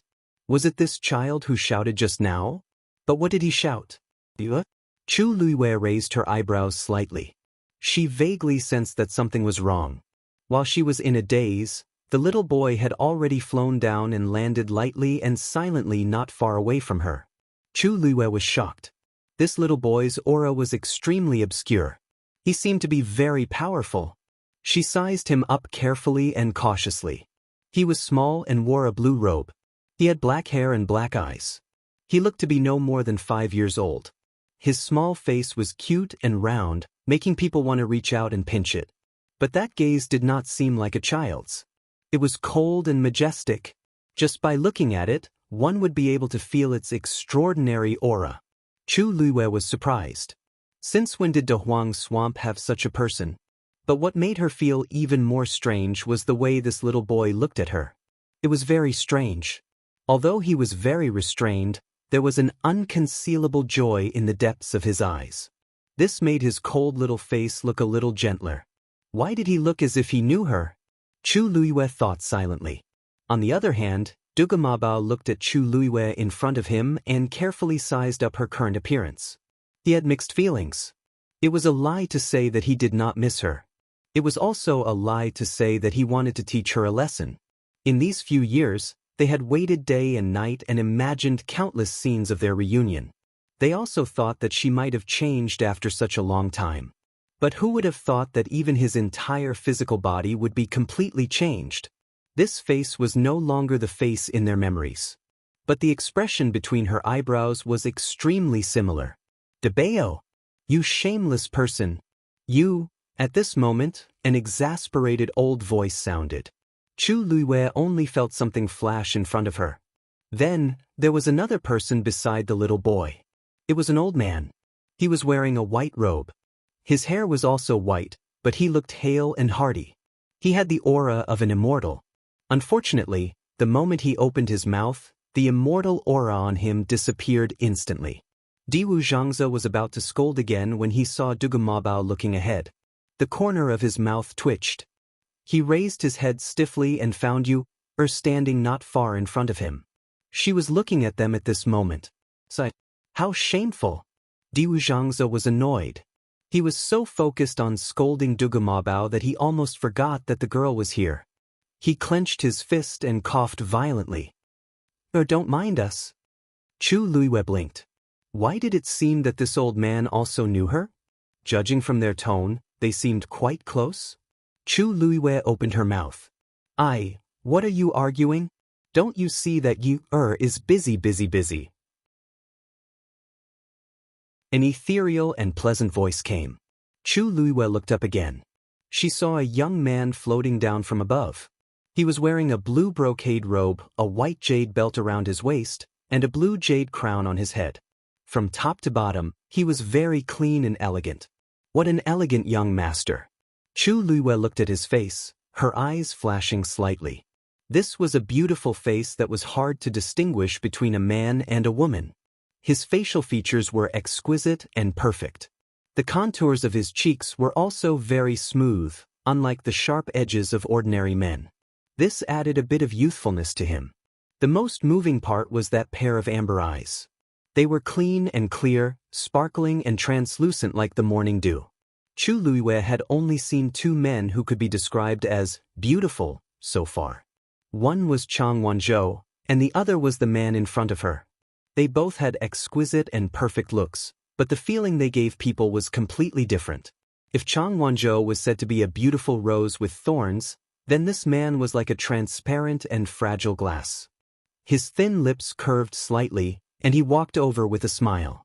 His every move carried a high and mighty air of nobility. It was as if this wasn't a dark and cramped cave, but a magnificent hall. He walked to the side of the two and stood still, looking at Chu Luiwe with a smile. "Girl, long time no see. You've become more beautiful." Du Mabao glanced at him coldly and spat out a sentence mercilessly. "What are you talking about? Why don't you take a look at where this is? It's not like this is his incomparably shabby palace." Lan Xiao didn't think much of it. "Why do you care? As the only handsome man here, if I don't work hard, can I still count on you guys?" They were just jealous of him. Diu Zhangzi rubbed his face. After so many years, he thought that he had already trained his old face. He didn't expect that he would still be defeated by Lan Xiao. How did he do it? Every time he came out to meet people, he would embarrass everyone? Du Mabao couldn't be bothered with him anymore. A damn pervert will always be a damn pervert. He can't change at all. Chu Luiwe looked at the people in front of her with a blank expression. These three people had really different personalities. Although they looked like a child, a young man, and an old man, from their conversation, it seemed like there was no difference in seniority between them. This wasn't particularly strange. There were thousands of techniques in the world, and the cultivators' aptitudes were also different. After cultivating to a certain level, the appearance one would maintain would naturally be different. However, it was obvious that these people didn't have any ill intentions towards her. This made Chu Luiwe feel a little more at ease. However, she thought for a long time, but she really couldn't remember seeing these people before. If she had seen such distinctive people before, she definitely wouldn't have forgotten them. Chu Luiwe guessed in her heart. Perhaps they had mistaken her for someone else? Rong Xiao, who was at the side, stopped what he was doing when they appeared one after another. He took a step back and leaned lazily against the mountain wall. He crossed his arms and looked at the scene in front of him lazily. Although he felt that it wasn't very appropriate to meet them now, this was Dahuang Swamp after all, and it was also their territory. He might not be able to stop them from doing whatever they wanted. Rather than suddenly bumping into Chu Luiwe somewhere and causing all sorts of trouble, it was better to meet them directly now. At least he was here. Seeing the three of them quarreling with each other, Chu Luiwe was a little confused. They seemed to be here for her, but she didn't even know their identities now. Thinking of this, her red lips curled up slightly, and she revealed a polite smile. "I'm Chu Luiwe. Greetings, seniors." Although it looked a little strange, the three of them were very strong. It was right to call them seniors. Chu Luiwe was thinking this when she suddenly saw the three of them looking over. Their gazes were very strange, as if they had seen something inconceivable. Du Mabao frowned and asked, "What did you call us?" "What did you call us?" You can get a better reading experience from the Love Network.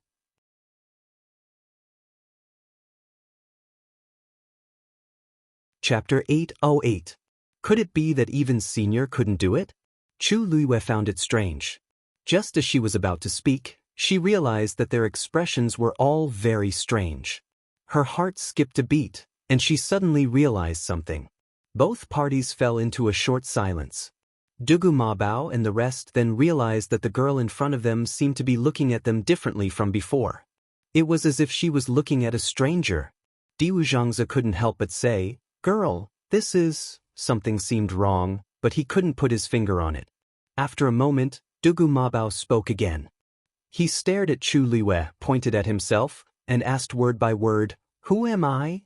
Once his voice fell, the surroundings were silent. Lan Xiao and Diwu Zhangzi's expressions also became serious. They realized that things seemed to be different from what they had expected. Chu Liyue's heart seemed to be gripped by something, and it tightened bit by bit. She wanted to speak, but her throat felt dry. After a while, she shook her head. "I'm sorry, I've never seen you before, so I don't know your identities. If I've offended you, please forgive me." In an instant, the surrounding space seemed to freeze. Chu Liwei even sensed the fierce aura that suddenly erupted from the other party's body. That little boy's face instantly seemed to be covered with a layer of frost, and it was extremely cold. The ground under his feet actually cracked instantly. Deep cracks spread out from under his feet. Although Chu Liwei had already expected that these people were extremely strong, she still couldn't hide her shock when she saw this scene. He was just angry, and he already had such a suppressive aura. If he really attacked, she didn't know how strong he would be. "Big Bao!" Lan Xiao reacted extremely quickly and immediately called out to him. Dugu Mabao's gaze flickered, and he took a deep breath before retracting his aura. However, the expression on his little face was still so cold that it could freeze people to death. This time, Lan Xiao didn't tease him. According to Big Bao's personality, it was already good enough that he didn't destroy this place after hearing this. The reason he could tolerate it was most likely because the girl was busy with serious matters.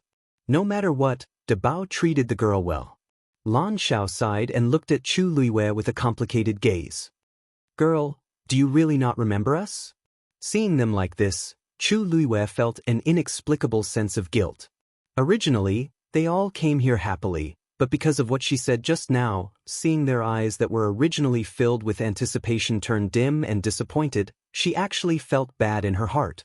For a moment, she even wished that she could recognize them. This thought flashed through his mind, but it gave Chu Liwei a shock. She was not a kind person and should not have such feelings towards strangers. Did she really know them in the past? This conjecture made Chu Liwei feel a little uneasy. Previously, she had guessed that she might have forgotten something, but now, she was even more certain. She suppressed the chaotic thoughts in her heart and tried to make her voice sound as calm as possible. "I don't remember." Although they had already guessed it, hearing Chu Liyue's affirmative answer still made Lan Xiao and the rest's hearts sink. How could she not remember? In the past, they had been together for so long and experienced so many things. Now that she had changed bodies, she actually said that she had forgotten everything. "Girl, you're not kidding us, are you?" Diwu Zhangzi held onto his last glimmer of hope and asked carefully. Chu Liwei looked apologetic. "Sorry." Diwu Zhangzi's expression darkened, then he laughed bitterly. Actually, he could also tell that the girl was not joking. Her expression clearly showed that she did not remember anything. The few of them fell silent and did not know what to say for a moment. Chu Liwei frowned slightly. When she was reborn, she inherited the original owner's memory. Whether it was Chu Liwei or Shang Guanyu, she had no impression of these people. However, this inexplicable sense of familiarity could not be explained. Lan Xiao and Diwu Zhangzi looked at each other. Of all their calculations, they did not expect the girl to have lost her memory. Then, how much did she remember? The soul in her body was clearly complete as well. At this moment, Dugu Mabao suddenly took a step forward. "What's your name?" Chu Liwei was stunned. Didn't she already say her name? Why was he still asking? Suddenly, her expression changed. Dugu Mabao saw the change in her expression clearly. He stared at Chu Liwei as if he was waiting for something. Chu Liwei slowly clenched her fists. They were waiting for her to admit that she was Shang Guanyu. Apart from herself, very few people knew about this matter. Even Qi Han only dared to look for her to confirm her identity after searching for countless clues. However, these people seemed to have known who she was from the start. How did they recognize her? Since her rebirth, this was the first time she had seen these people. From start to finish, He had only spoken a few words with them. Chu Liyue's mind was in a mess. If we delay any longer, the remaining half of the legendary three-eyed eagle's body won't be able to wait any longer. A low and lazy voice came from the side. Chu Liyue suddenly snapped out of her daze and looked in front of her. The blood bead had already condensed, and the remaining half of the legendary three-eyed eagle's body was almost fully recovered. It was waiting for the next step. She immediately collected her thoughts and threw the remaining medicinal herbs down. As the purplish gold Buddha leaf had already been absorbed by the legendary three-eyed eagle, it was slightly easier this time. A translucent white bone slowly flew towards the legendary three-eyed eagle. Then, half of the black shadow surrounded it.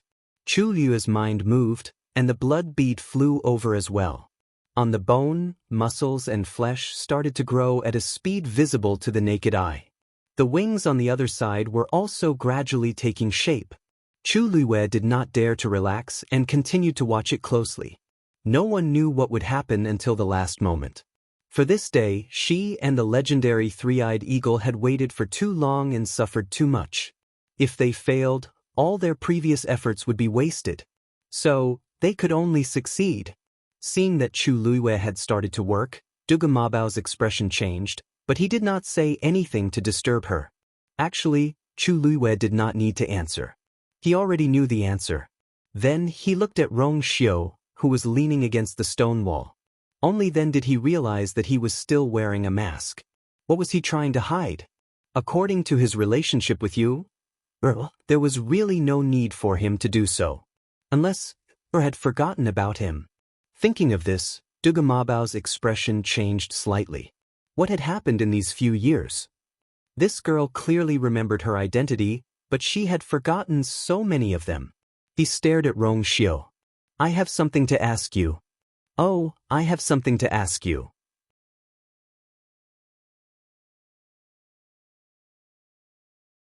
Chapter 809. Rong Xiu turned his gaze slightly and glanced at Chu Liyue. He waved his sleeves, and the barrier outside Chu Liyue glowed faintly. He smiled slightly and said, "She's busy now. It's better not to disturb her." Duga Mabao frowned even more. Obviously, Rong Xiu deliberately used the barrier to seal it because he didn't want the girl to hear their conversation. On the one hand, it was to not disturb her. On the other hand, he really didn't want her to know anything. What was he thinking? Duga Mabao went straight to the point. She doesn't remember us now, and she has forgotten you, right? Lan Xiao and Diwu Xianxia also looked over. Rong Xiu nodded calmly. This point couldn't be clearer now. Seeing Rong Xiu admit it so easily, Duga Mabao and the others were a little surprised. Lan Xiao touched his chin. She actually forgot about you too. Oh, my mood seems to have suddenly improved a little. They were originally very sad, but since Rong Xiu was the same as them, there was nothing much to say. Diwu Xianxia nodded in agreement, which was rare. Me too. Duga Mabao's face was a little dark. Can't the two of you work harder? How can you compare to him? They've all been forgotten. How can they compare who has been forgotten more thoroughly? Besides, Rong Xiu was Rong Xiu, and they were them. To the girl, there was no distinction between importance and importance.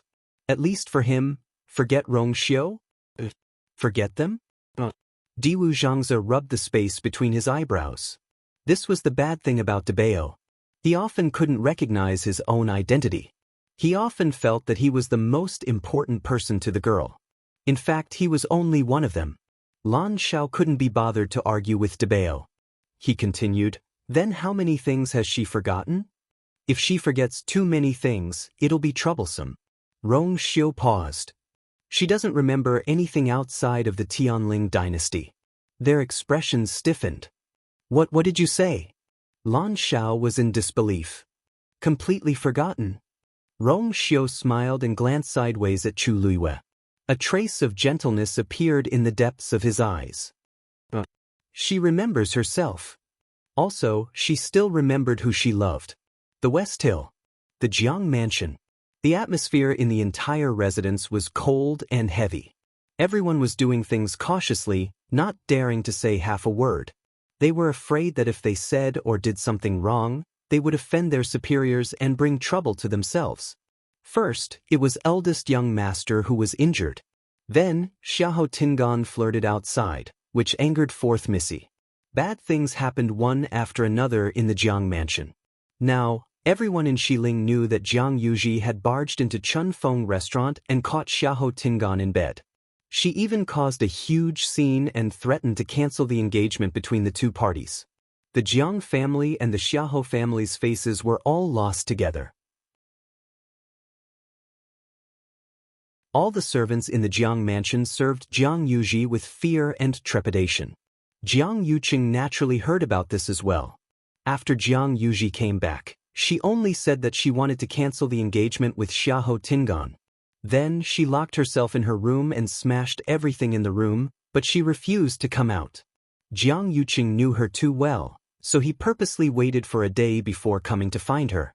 When he reached Jiang Yuji's courtyard, he directly dismissed the servants and went up to knock on the door. "Yuji, it's me."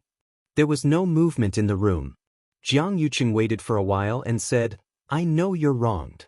Big brother knows that you have been wronged. This time, I came to help you vent your anger. You really don't want me to go in?" Then, Jiang Yuqing waited patiently. As expected, Jiang Yuji walked over to open the door after a while. It had only been a day, but she looked much more haggard and haggard. Her hair was messy, and her eyes were red and swollen. She didn't look like a pampered lady at all. Jiang Yuqing's heart ached when he saw his sister in such a sad state. "Yuji, brother, how do you plan to help me?" Jiang Yuji looked at him fixedly, and her eyes were filled with anger and hatred. "Let's go in and talk." Jiang Yuqing walked in. Jiang Yuji didn't stop him and turned to walk in. After closing the door, Jiang Yuqing then saw the mess in the room, and there was almost no space to walk. He knitted his brows. He knew that his sister liked Xiahou Tingan. Even though she was usually pampered and willful, there was nothing to say about Xiahou Tingan. If not, he wouldn't have agreed to discuss this marriage. After all, Xiahou Tingan wasn't the most outstanding person in the Xiahou family. "Yuji, Xiahou Tingan let you down this time. Don't worry, I won't let you suffer for nothing." Jiang Yuqing's voice was as calm as usual, but it had a hint of murderous intent. Since he dared to let you down, he naturally has to have the guts to bear the consequences. Jiang Yuji was dazed. "Brother, what do you plan to do?" Jiang Yuqing lightly caressed her hair. "Originally, I liked the Xiahou family's third young master. He's much better than Xiahou Tingan in all aspects. But because you like Xiahou Tingan, you decided to marry him. In Xiling, it's a blessing for anyone who can marry you. Since Xiahou Tingan doesn't know what's good for him, it's better to cancel the marriage agreement." Seeing that Jiang Yuji seemed to be hesitating, he thought for a while and said, "If you can't bear it, let him live and turn him into a useless person." Jiang Yuji couldn't help but grab his sleeve. "No, I can't, brother. I just said it in a fit of anger that day." Jiang Yuqing knitted his brows. "He treated you so well, but you still won't give up? Do you really want to marry him?" Jiang Yuji's tears flowed down in despair and pain. "Brother, I don't want to do this either, but I just can't bear to." She regretted saying it that day, but every time she thought of the scene, she felt terrible. "All these years, I've only liked Xiahou Tingan. If I didn't fall for him, I wouldn't be so sad." Jiang Yuqing coldly said, "No buts. He's not worth it. I can take this chance to get the 9 Clouds Yuan recovery pill back, but the person I'm going to marry must be changed." Jiang Yuji sobbed. "But how can you control your feelings? Even brother knows that the princess doesn't like you, but you still got engaged to her, right?" Digression. Mobile users at 6 p.m., please browse and read. A better reading experience comes from Love Network.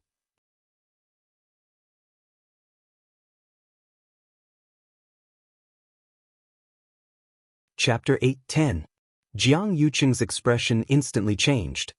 He stared at Jiang Yuji with an intimidating gaze, and his expression was as dark as water. Jiang Yuji also realized that she had misspoken, and her heart sank. "Big brother, that's not what I meant.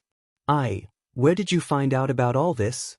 Jiang Yuqing grabbed Jiang Yuji's wrist and asked word by word. Jiang Yuji had never seen her big brother look at her like this before, let alone speak to her in such a tone. She was so scared. Big brother, let go of my hand first. It hurts. She panicked and wanted to pry Jiang Yuqing's hand away. However, Jiang Yuqing's hand was still clamped tightly on hers, and he didn't let go at all. Let me ask you, how did you find out about all this? Jiang Yuqing raised his voice. His tone was very stern, as if he was interrogating her. Everyone said that the two of them were a match made in heaven and had an extremely good relationship. Countless people in the entire Tianling dynasty were filled with envy and jealousy toward him. It was all because of the engagement between him and her. However, only he and Shang Guanyu knew the inside story of this matter. Now that Shang Guanyu was dead, no one else knew about it. When did Jiang Yuji find out about it? Only then did Jiang Yuji realize the seriousness of the matter. Looking at her big brother's frighteningly fierce expression, a deep fear arose in her heart. She hurriedly said, I heard it by accident. That day, I went to Thousand View Garden to look for you. In the end, I happened to see you talking to the crown princess. I only heard a little. Jiang Yuqing knew which day she was talking about. What else? What else did you hear? What else do you know? Jiang Yuqing didn't relax at all. It was as if he was interrogating a criminal. No more. Really no more. Big brother, my hand hurts. Jiang Yuji said repeatedly. Her face was a little pale from the pain, and her eyes were filled with panic. Jiang Yuqing stared at her for a long time. After confirming that she wasn't lying, he finally shook her hand off. Jiang Yuji staggered a step before stabilizing herself with great difficulty. He lowered his head and saw that his wrist was already bruised. She felt even more wronged. All these years, no matter what she said or did, Big Brother had never treated her this way. Now, she had only mentioned the Empress concubine and Jiang Yuji was angry and aggrieved, but she knew that she had touched her brother's reverse scale. No matter what, she couldn't say anything more. This is not something you should know. Jiang Yuqing said coldly. In the future, don't let me hear it a second time, understand? Jiang Yuji's body trembled slightly. She quickly nodded, but she didn't even dare to look at Jiang Yuqing. Big Brother was too scary just now. Jiang Yuqing closed his eyes and calmed the waves in his heart. He glanced at Jiang Yuji and saw the wound on her wrist, as well as her cowering appearance. He frowned. Just now, he had lost control of himself and probably scared her. Jiang Yuqing frowned. As for the matter between you and Xiahou Tingon, have you thought it through? Jiang Yuji paused in her actions and nodded hesitantly, but her eyes were filled with hatred. But I must kill that B*teach from Chun Feng restaurant. Jiang Yuqing chuckled. Do you know that woman has already redeemed herself from Chun Feng restaurant and found another house in the city to stay in? What? Jiang Yuji widened her eyes in shock. Almost instantly, she understood what was going on. Xiahou Tingon is really going to have a woman outside. He really doesn't care about me at all. To think that I kept consoling myself for the entire day that it was all that B*teach's fault, and that Xiahou Tingon only did this because he was drunk and muddle-headed. Who knew that he would do such a thing in the blink of an eye? This is a slap to my face. He wants me to become the laughingstock of the entire Xiling city. Jiang Yuji's fingernails dug deeply into her palms. Was it all fake that he treated me so well in the past? In comparison, what I said just now is simply a joke. She walked out of the door. Where are you going? Jiang Yuqing stopped her. Jiang Yuji looked furious. I'm going to teach that adulterous pair a lesson. I'll make them wish they were dead. Jiang Yuqing continued asking. Then, do you still miss him? Do you still want to marry him? Jiang Yuji's chest seemed to be pressed by a huge rock. She shook her head hard and her eyes were red, but there were no more tears. That's good. Jiang Yuqing then nodded in satisfaction. I forgot to tell you something. Yesterday night, Xiahou Tingon was chased out of the residence by Xiahou Rong. It turned out that after Xiahou Tingon returned to the residence, he was taught a lesson by Xiahou Rong. Xiahou Rong requested for Xiahou Tingan to come to the Jiang residence to admit his mistake and beg for Jiang Yuji's forgiveness. However, Xiahou Tingan was determined to cancel this marriage. He was very stubborn and wouldn't agree to anything. In the end, Xiahou Rong couldn't take it anymore and chased him out in a fit of rage. He originally wanted to use this to scare Xiahou Tingan, but he didn't expect him to be so stubborn for once and leave the Xiahou residence in the middle of the night. I've already sent someone to find out. He's staying with that girl now. Jiang Yuqing's sentence was the last straw that broke the camel's back. Xiahou Tingan would rather be chased out and stay with that lowly girl from Chunfeng restaurant than beg for her forgiveness. What does this mean? Could it be that I, the Jiang family's fourth Missy, am inferior to a prostitute? From today onwards, I don't know what the people in Xiling City will say about me.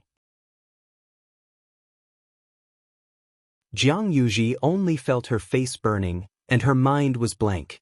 Only endless hatred surged up. Then her eyes rolled and she directly fainted. Jiang Yuqing supported her and carried her to the bed. Then he ordered someone to tidy up and invited Feng Shangyuan over to take Jiang Yuji's pulse. After confirming that she only fainted because of anger and that there wasn't anything serious, Jiang Yuqing felt much more at ease. Then, he sat by the bed and personally took care of Jiang Yuji. When Jiang Yuji woke up, it was already evening. She opened her eyes in a daze and saw Jiang Yuqing, who was guarding by the bedside. "Yuji, you're awake?" Jiang Yuqing's voice returned to its usual gentleness. Jiang Yuji's grievances exploded, and her eyes turned red. "Okay, let the past be the past." Jiang Yuqing lightly patted her hand. When she was almost done venting, he fed her water. Finally, when Jiang Yuji calmed down, he said softly, "Brother Jiang, don't worry. What do you think of the Xiahou residence's third young master?" Jiang Yuji knew what he meant. She hesitated. "Brother, I don't want to go to Xiahou residence anymore." Halfway through her sentence, she saw Jiang Yuqing nonchalantly glancing at her. She suddenly paused and nodded stiffly. "Okay." Jiang Yuqing looked comforted. "This time, the Xiahou residence must give me the 9 Clouds Yuan recovery pill. Mobile users, please browse and read. A better reading experience comes from Love Network."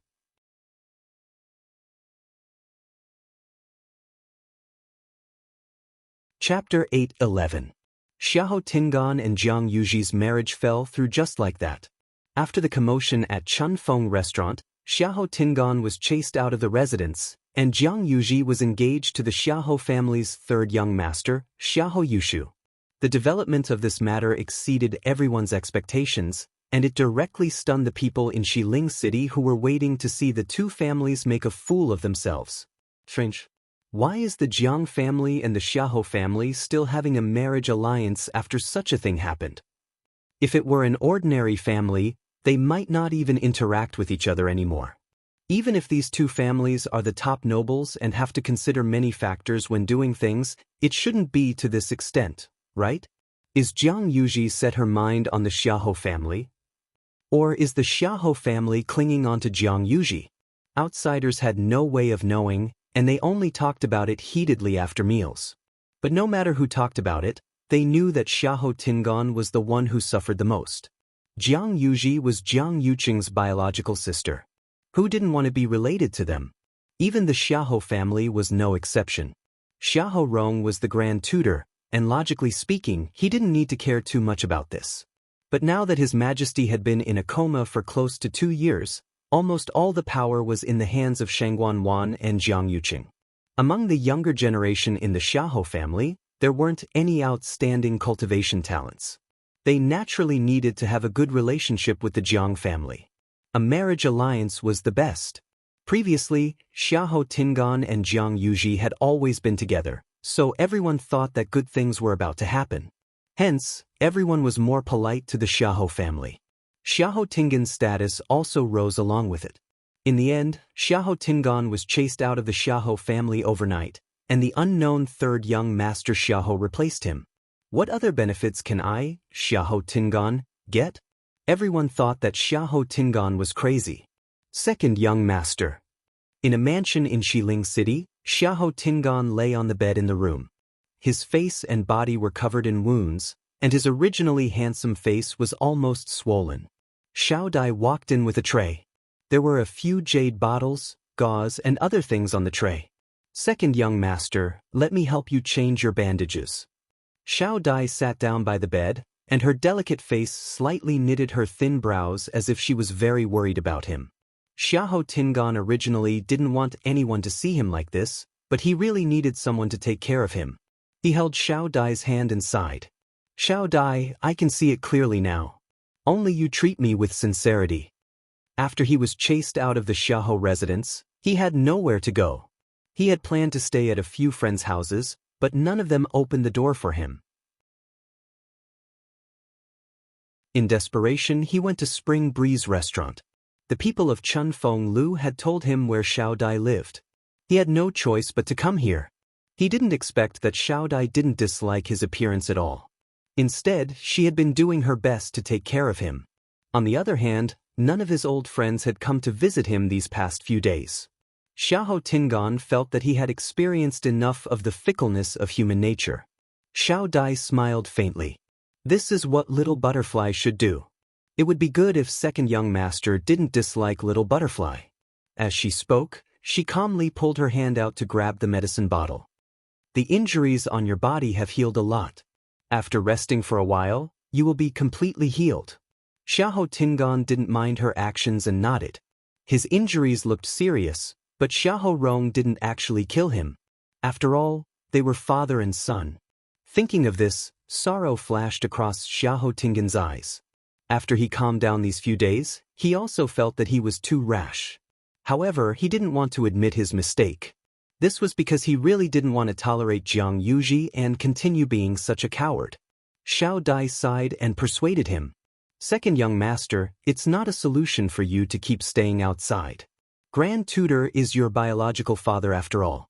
Even if your bones are broken, your tendons are still connected. When your body recovers, you can go back and apologize to Grand Tutor, right?" Xiahou Tingan didn't say anything. If it was before, he would definitely reject it. But these few days, he realized that without the Xiahou family's support, he was indeed in trouble everywhere. He also didn't want to lose everything that he once had because of Jiang Yuji. Xiao Dai paused and said seemingly unintentionally, "Don't worry. I heard people outside today that third young master is already engaged to fourth Missy Jiang, and they'll be getting married soon." "What?" Xiahou Tingan suddenly widened his eyes, and his face was filled with disbelief. "Jiang Yuji has always liked me, Xiahou Tingan. When did it become that bastard born of a concubine to replace me? Among the people of the same generation in the Xiahou family, I hate this Xiahou Yushu the most. It's only been a few days, and there's actually such a huge change." Xiao Dai covered her mouth in shock. "Are you unhappy?" Xiahou Tingan didn't know what he was feeling.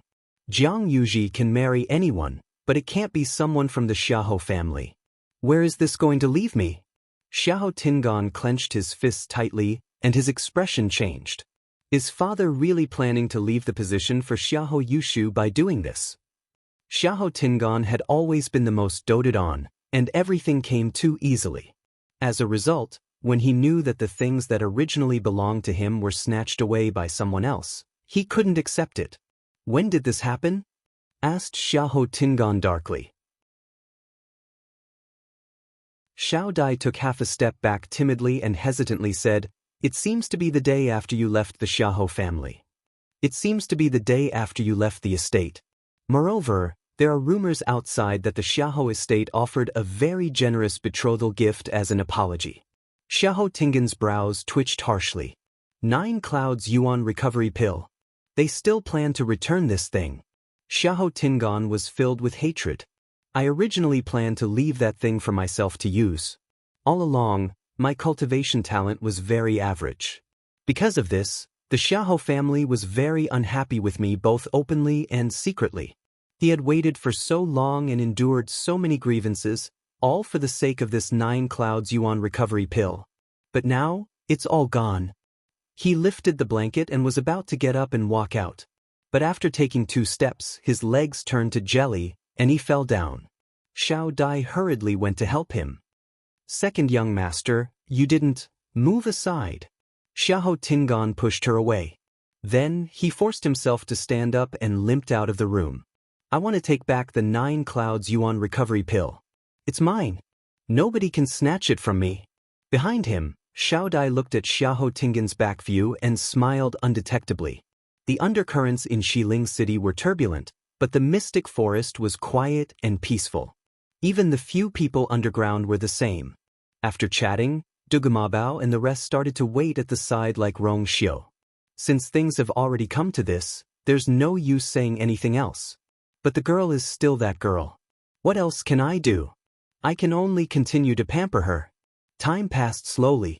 After some time, the legendary three-eyed eagle's physical body in front of Chu Luiyue was finally completely reconstructed. Hula! It suddenly spread its wings. A loud and clear cry reverberated in the air. Digression. Tomorrow, 12 o'clock mobile users, please browse and read. A better reading experience comes from Love Network.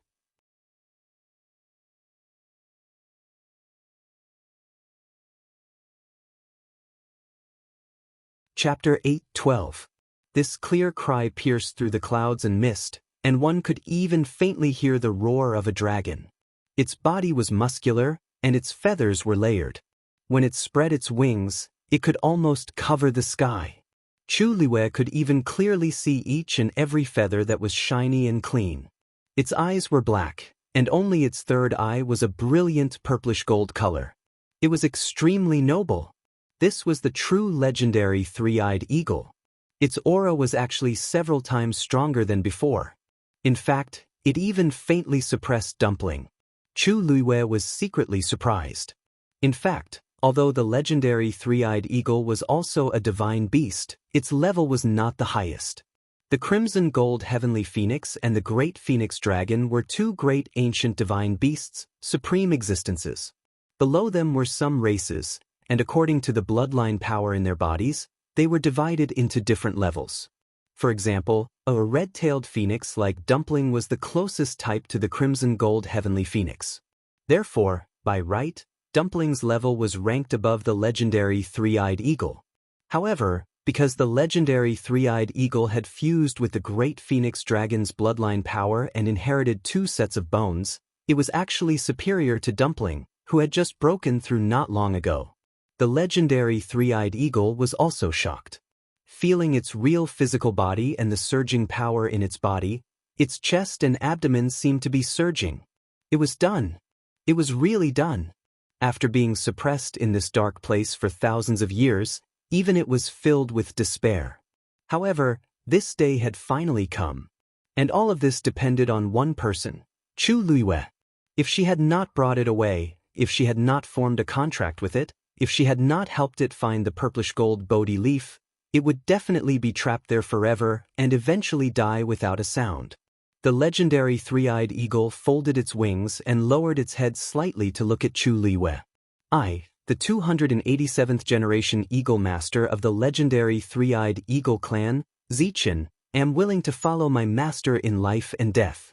A clear and powerful voice sounded in her heart. Every word was sincere and loyal. Chu Luiyue widened her eyes slightly. Eagle Lord, wasn't that the highest status existence in the three-eyed eagle clan? It turned out to be, due to my special identity, I have concealed something from my master. I hope that my master will forgive me. The legendary three-eyed eagle continued. At this time, its voice was very different from before. It sounded more like a young man in his 20s. Chu Luiyue was dumbfounded. She not only contracted a mythological beast, but this mythological beast also happened to be the leader of the clan? Zichen? Is that your real name? The legendary three-eyed eagle lightly nodded. As divine beasts, there were very few that could form contracts with humans. Especially since it was once the Eagle Master, it was naturally more concerned about these things. Even if it did not think for itself, it had to think for the entire godly three-eyed eagle clan. Therefore, even though it had formed a contract with Chu Luiyue, there was still one last hurdle that it had yet to cross. Until now, Chu Luiyue had helped it reconstruct its body, which was equivalent to granting it a new life. Under such circumstances, it had given its body and mind completely. When it returned to the clan in the future, it could also account to them. It had a clear conscience toward itself, toward Chu Luiyue, and toward the clan. Chu Luiyue blinked and took a while to react. You have your own considerations. Why would I blame you? Chu Luiyue smiled and her eyes curved. I'm more than happy. Eagle Master. Even though she did not know much about mythological beasts, she knew that it was a rare and fortunate thing for the leader of such a clan to agree to form a contract with her. What kind of luck did she have? Zichen? Then can I call you that in the future? As you command, my master. The legendary three-eyed eagle said respectfully. Chu Luiyue's smile deepened, and her eyes were as bright as the stars. She knew that the legendary three-eyed eagle had never been very close to her. The two of them had been enemies at the beginning, then restrained each other, and then cooperated with each other. They had gone through too much in between. For such a mythological beast that had been suppressed for thousands of years, it was indeed very difficult to make it submit completely. Even after the two of them formed a contract and were bound together in life and death, Chu Luiyue knew that there was always something between them. Today, that invisible barrier had finally been broken. From this moment on, the legendary three-eyed eagle was completely loyal to her. To Chu Luiyue, there was only joy in her heart. She knew that the legendary three-eyed eagle's willingness to tell her its true identity was the greatest sincerity. Seeing that Chu Luiyue did not hold any grudges, Zichen's last worry was completely put down. Its figure flashed, and it returned to Chu Luiyue's body. Chu Luiyue slowly exhaled. Thinking about how she had inexplicably formed a contract with the Eagle Master of the legendary three-eyed eagle, her mood was very complicated. Originally, she wanted to ask Zichen what had happened back then that it had been suppressed in that 9-story pagoda. But before she could open her mouth, she felt a few pairs of eyes staring at her with burning gazes. Chu Luiyue's heart skipped a beat. Only then did she remember that there were a few people beside her. She slowly looked up. On the left was the man in black. On the right were the 3 people who called her you. At this moment, these people all looked over. Your armor has been repaired. Rong Xiu leaned against the stone wall and said lazily. Chu Luiyue was delighted and immediately wanted to go over. On the other side, Gudu Mabao also spoke. You haven't answered my question just now. Chu Luiyue stopped in her tracks. She looked at the man in black and then looked at the 3 people. For a moment, she was in a difficult position. For some reason, she faintly felt that the air seemed to be filled with killing intent. Should she go and take back her pure gold armor first? Or should she go and ask those people what exactly they did with her? Chu Luiyue was a little conflicted. She had an inexplicable premonition in her heart. These people all seemed to be very important to her. Even she herself didn't know where this thought came from, but after it appeared, it couldn't be dismissed. Chu Luiyue hesitated for a moment, but she still lifted her leg and planned to go and take back her pure gold armor first. After all, she had seen the big master twice. In comparison, he seemed to be more credible. Rong Xiu's lips curled up slightly as he looked up at the few people opposite him. Dugu Mabao's little face darkened. Lan Xiao couldn't help but touch his face. It was really strange. Rong Xiu was wearing a mask now and didn't show his face. How did he still win? Could it be that he had become ugly? Or that girl didn't look at his face anymore? Thinking of this, an ominous premonition suddenly surfaced in Lan Xiao's heart. That girl had changed her body now, and her memories were also in a mess. She might have really changed. At this moment, Chu Luiyue had already walked in front of Rong Xiu. He handed the pure gold armor over. Chu Luiyue carefully took it and looked around carefully. She realized that the broken part on it had really been repaired. She looked up at the man in black in front of her and said gratefully, "Thank you, big master." As soon as she said that, she heard a voice behind her. In this world, there are very few people who can completely repair such a yuan instrument. Since we've met, why don't you take off your mask and show your true face? Mobile users, please browse and read. A better reading experience comes from Love Network.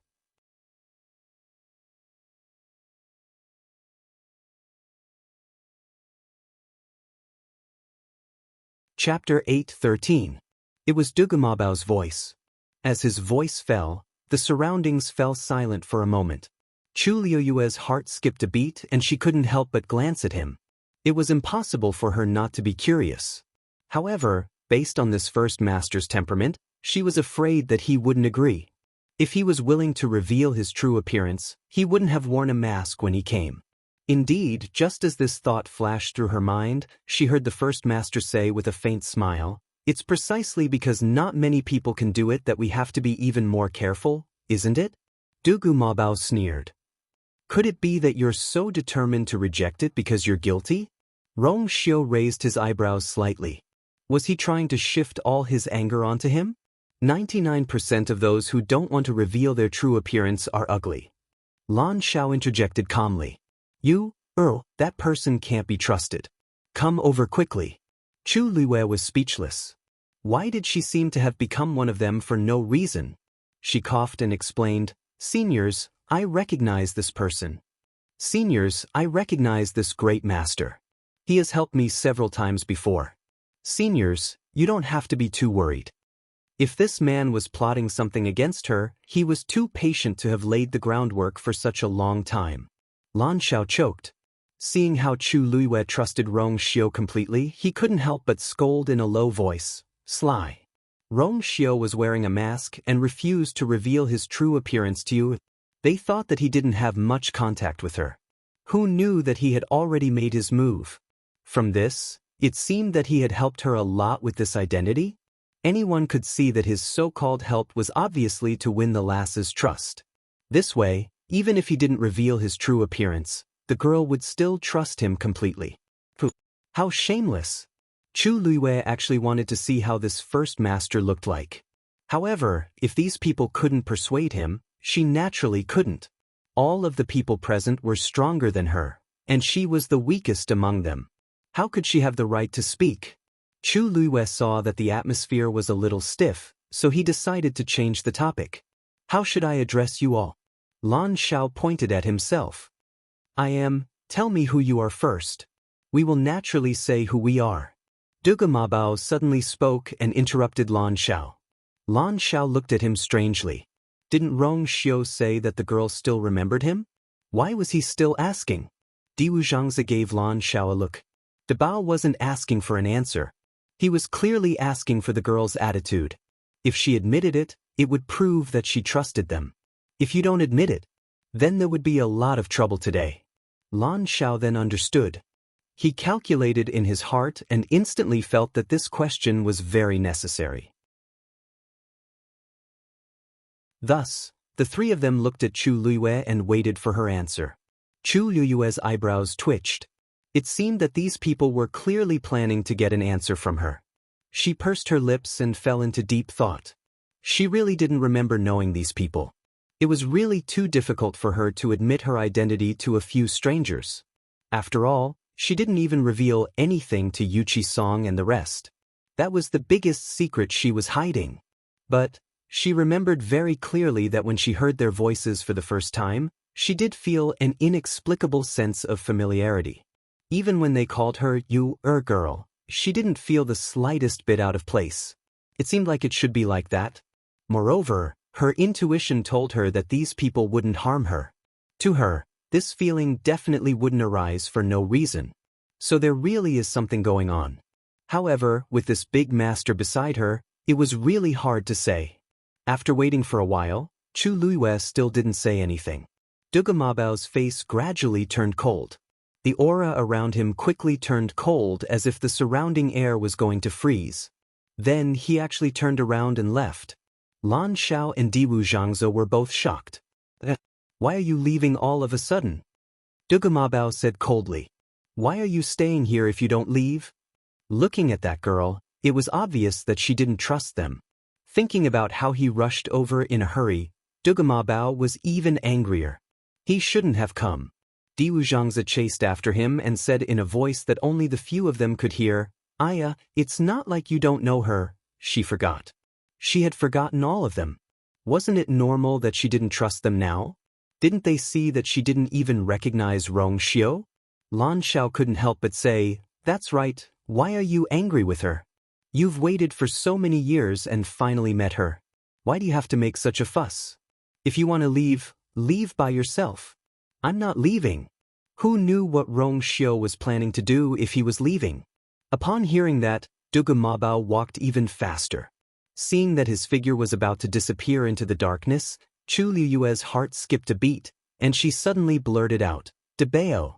Stop fooling around." Dugu Mabao suddenly stopped in his tracks. Lan Xiao and Diwu Zhangze widened their eyes in shock. Rong Xiu's gaze moved slightly. The entire space was dead silent. Chu Liyue was dumbfounded after shouting that. What did she just say? She called him Debao and told him to stop fooling around? Chu Liyue's vision went dark. She didn't even know how she managed to yell that out. She just blurted it out naturally after seeing that scene. Any one of these people who stood up would probably be a big shot who could summon the wind and summon the rain. Not only did she not answer the other party's question directly, she even used such a tone to speak to them like this. Chu Liyue felt a chill on her neck. Although she had always been bold and unbridled, she still knew her place. She knew very well who she could offend and who she couldn't. If she shouted that out, based on the other party's bad temper, how would he deal with her? Just as Chu Liyue was feeling uneasy, Dugu Mabao turned around. That adorable little face was filled with astonishment and ecstasy. Ecstasy? Chu Liyue closed her eyes hard and looked over again. Could it be that she saw wrongly because of the distance? Who would have such a reaction after being shouted at like that? Dugu Mabao couldn't help but ask, "What did you just say?" Chu Liyue tried her best to make her smile look sincere. I don't." Before she could finish speaking, she saw that Dugu Mabao's eyes were actually red. His eyes were flickering and he actually looked like he was crying. Chu Liyue was dumbfounded. What was going on? Before she could figure it out, Dugu Mabao wiped his tears and said stubbornly, "At least you have a conscience." Chu Liyue was speechless. Digression, it was so stuffy that she couldn't breathe. Continue at 6 p.m. Mobile users, please browse and read. A better reading experience comes from AI Network.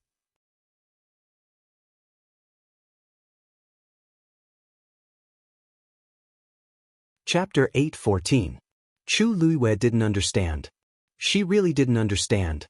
Since when did the world become like this? She had been speaking nicely just now, but the other party was indifferent. When she accidentally flipped out, the other party felt that it was especially good. Although it wasn't appropriate to describe him as crying tears of joy, Chu Liyue's mind was blank now, and she couldn't think of any other words. That?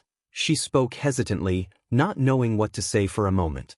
Daoist didn't sound like a big name. When that young man called him that just now, his expression didn't seem very good. But why did he seem very happy when she called him that? What about me? What about me? Girl, there's still me. Before Chu Liyue could say anything, Fu Zhangze, who was at the side, immediately reacted and shouted with anticipation.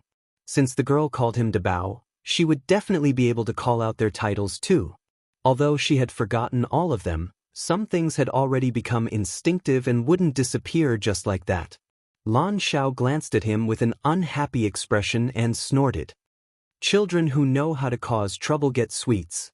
If it were any other time, Dugu Mabao would definitely fight with Lan Xiao after hearing this. But he was in a good mood now and couldn't be bothered to argue with Lan Xiao. He didn't even look at Lan Xiao and replied confidently, "Cause trouble. Go ahead, who's stopping you? See if the girl called you or not." Lan Xiao gritted his teeth and controlled his expression with great difficulty. "I'm not going to argue with a kid." This face was his favorite recently, and he couldn't ruin it casually. Not worth it, really not worth it? Dugu Mabao couldn't be bothered to be angry with Lan Xiao now. His heart was filled with pride and joy now. Although he was already trying his best to control it, a smile still appeared from the corner of his eyes. Faced with Diwu Zhangze's passionate question, Chu Liyue's eyelids twitched. "Xiao what? Bao?" She really didn't remember. God knows how she managed to say that out loud just now. Now, she could basically confirm that she did know these people before. However, it was still a mystery as to what their relationship was. The strength of these three people was tyrannical. Even if she was once at her peak, she was still not enough to look at in front of them.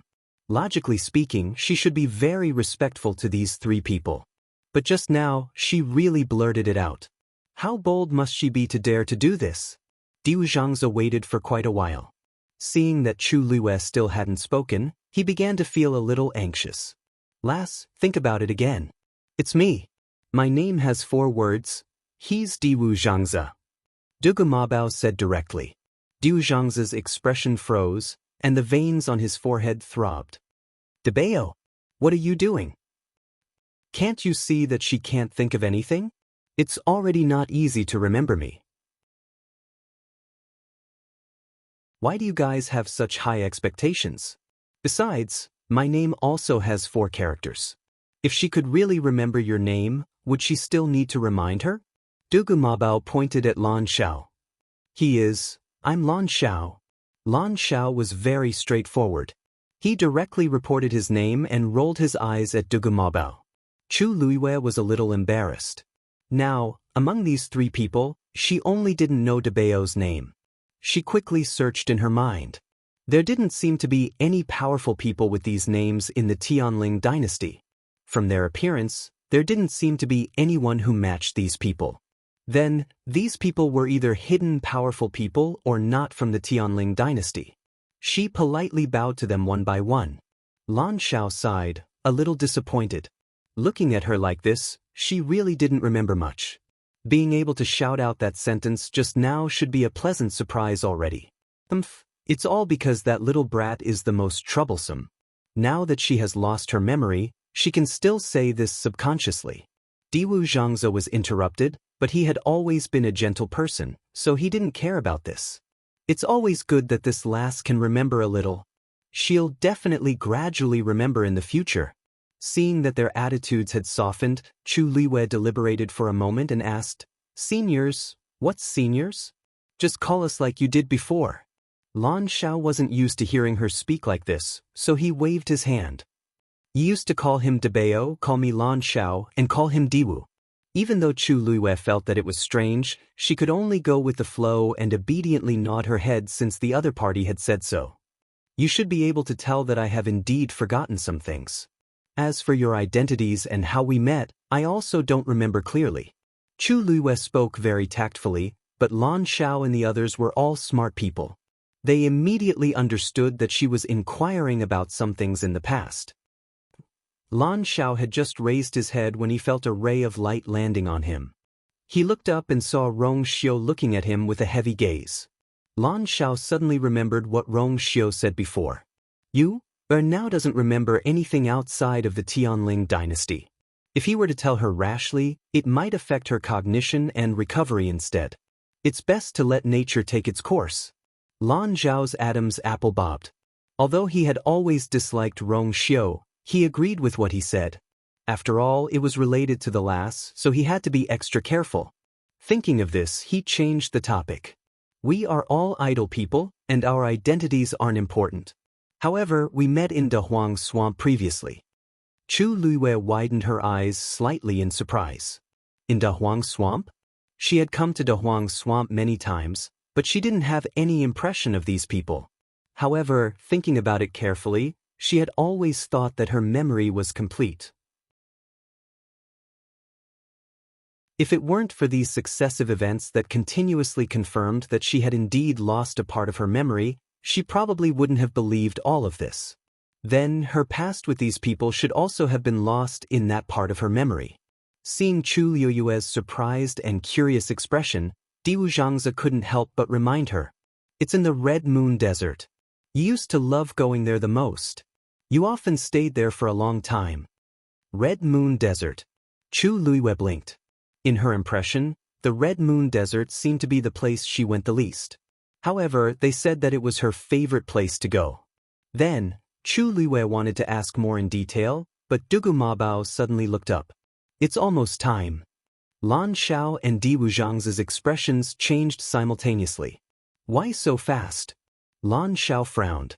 How long have they been here?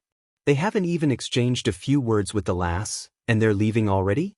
Once he left, he would have to wait for another month. Chu Luo couldn't help but ask. What time?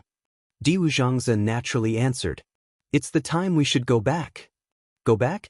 Go back to the Red Moon Desert? Chu Luiwei didn't ask, but she inexplicably thought of this answer in her heart. She paused. How did she know all of this? Digression. Dear friends, when I was cooking at noon, I accidentally poured boiling water on my left hand. Then all 3 of my fingers were basically scalded. My thumb and index finger are fine. After applying ice for a few hours, it still hurts a lot. Basically, I still have to apply ice every half a minute. Fortunately, although it's red and swollen, the blisters aren't too serious. Currently, the situation is slightly better. When it's a little later, I'll try my best to continue. If not, I'll put it on the account first and make up for it when my hand recovers. Also, I should try my best to do it at 12 o'clock tomorrow. Finally, thank you for understanding mobile users. Please browse and read. A better reading experience comes from Love Network.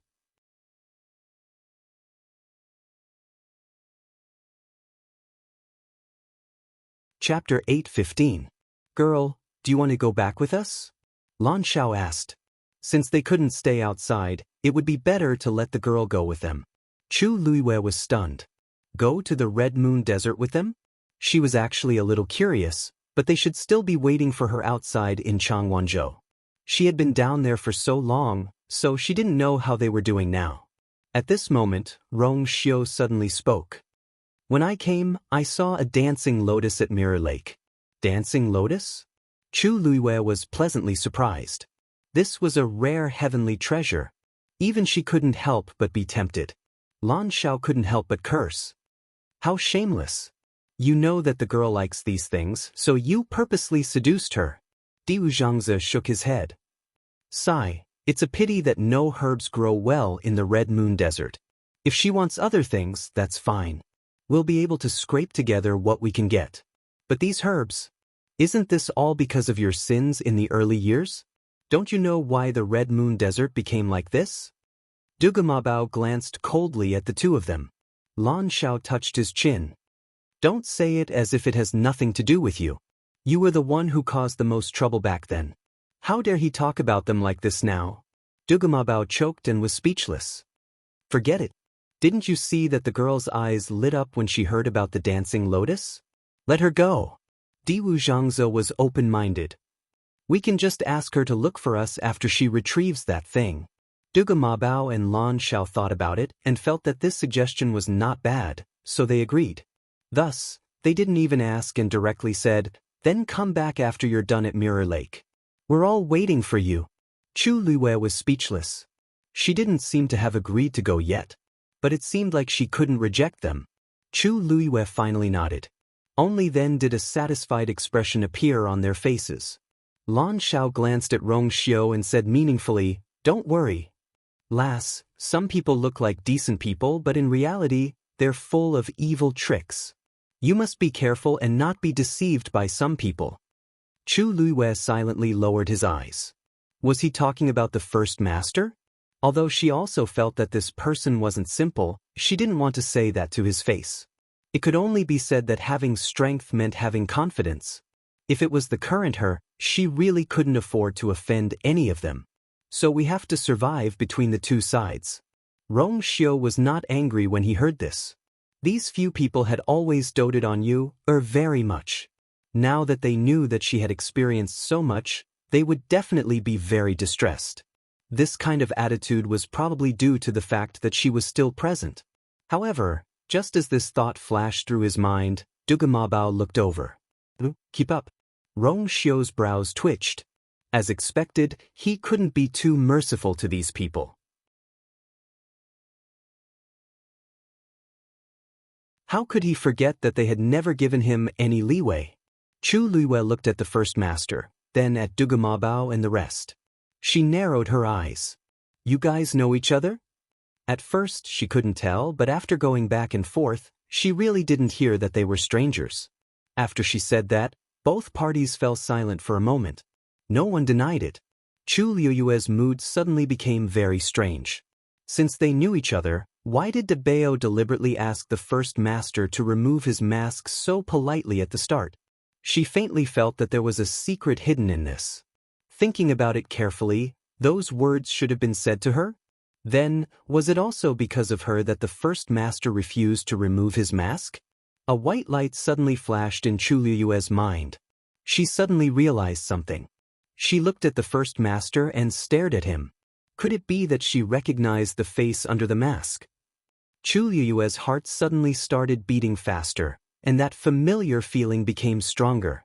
Rong Xiu's gaze turned slightly, avoiding her gaze, and walked towards Dugu Mabao and the rest. When they brushed past each other, Chu Liyue suddenly reached out and grabbed his wrist. Rong Xiu avoided it silently. Chu Liyue looked up and asked word by word, "What are you afraid of, First Master?" If he wasn't guilty and was afraid of being recognized, why would he hide like this? The man opposite her didn't seem to be nervous at all. He only smiled faintly and said, "I'm sorry, my wife's family is very strict. She doesn't like me touching other women." Chu Liyue was suddenly stunned. She never thought that the other party would throw out such a sentence. This reason seemed ridiculous, but it didn't seem wrong. While she was still in a daze, Rong Xiu walked over. Dugu Mabao's face was cold and solemn. Lan Zhao's eyes were full of disdain, and he couldn't help but spit. "Madam? Isn't it just you, After not seeing him for a few years, this fellow's acting skills have improved. When the truth is revealed and you, knows his identity, let's see what will happen to him." Only Di Wuzhangzi gave him a thumbs up. Relying on the fact that you, didn't remember anything, Rong Xiu actually dared to lie to you, so brazenly now. His guts were truly extraordinary. Rong Xiu raised his brows slightly. "Everyone please." Dugu Mabao glanced at Chu Liyue, who was standing far away. "I'll settle the score with this fellow when we get out. Let's go." As soon as he finished speaking, the few of them quickly flew up. Chu Liyue looked up. Suddenly her gaze froze. Her heart suddenly skipped a beat. She had seen the first master's back view before. The man in the octagonal pavilion by the cliff. Shi Ling. After Xiahou Tingan heard the news of Jiang Yuji and Xiahou Yushu's engagement, he dragged his injured body to the Xiahou residence. But after walking for a distance, his anger gradually subsided, and his mind calmed down. It was currently daytime, and there were many people on the streets. If he returned to the Xiahou residence like this, he definitely wouldn't be able to do anything. He might even become a laughingstock in the end. Hence, after much thought, he still went back in the end. Luckily, Xiao Dai was very obedient and didn't ask much as she took care of him wholeheartedly. A few days later, his injuries were mostly healed, and he decided to take action. He waited patiently until night fell. After Xiao Dai fell asleep, he quietly went out of the door.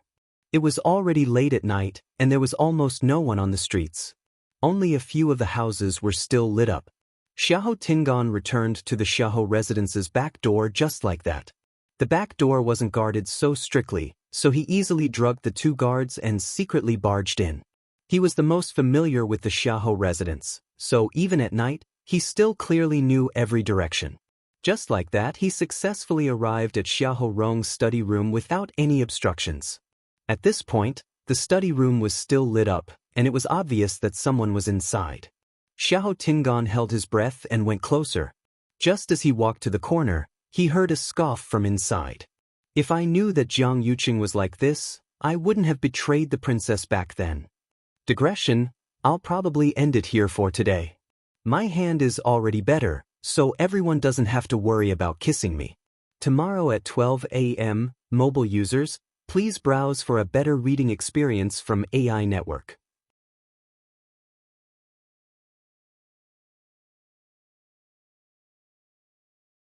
Chapter 816. Xiahou Tingan's heart skipped a beat. He vaguely knew that there was something fishy about the princess's death back then. If not, the 9 Clouds Yuan recovery pill wouldn't have landed in his father's hands. He wasn't dumb and knew what he could and couldn't ask. Hence, even if he had guessed it, he had never honestly told his father about it. Now that he suddenly heard these words, Xiahou Tingan's heart was still beating rapidly. For a moment, he wanted to retreat and didn't want to listen anymore. He knew that the more he knew about such things, the more dangerous it would be. But just as he was feeling conflicted, another voice came from the room. You should know what kind of person he is from the moment he planned to work with the third princess to deal with the princess. Xiahou Tingan knitted his brows. This voice sounds familiar. The princess took care of him many times back then. If it weren't for the princess, Jiang Yuqing would have died countless times. Such an ungrateful person, what wouldn't he do? But we're just taking what we need, so we don't have to be so calculative. Xiahou Rong said angrily. How can we not be calculative? This time, he took the opportunity of Jiang Yuji's wedding to get the 9 Clouds Yuan recovery pill back. From the beginning to the end, all my efforts were for naught. Back then, I agreed to work with Jiang Yuqing to get the 9 Clouds Yuan recovery pill. I didn't expect to lose both her and the pill.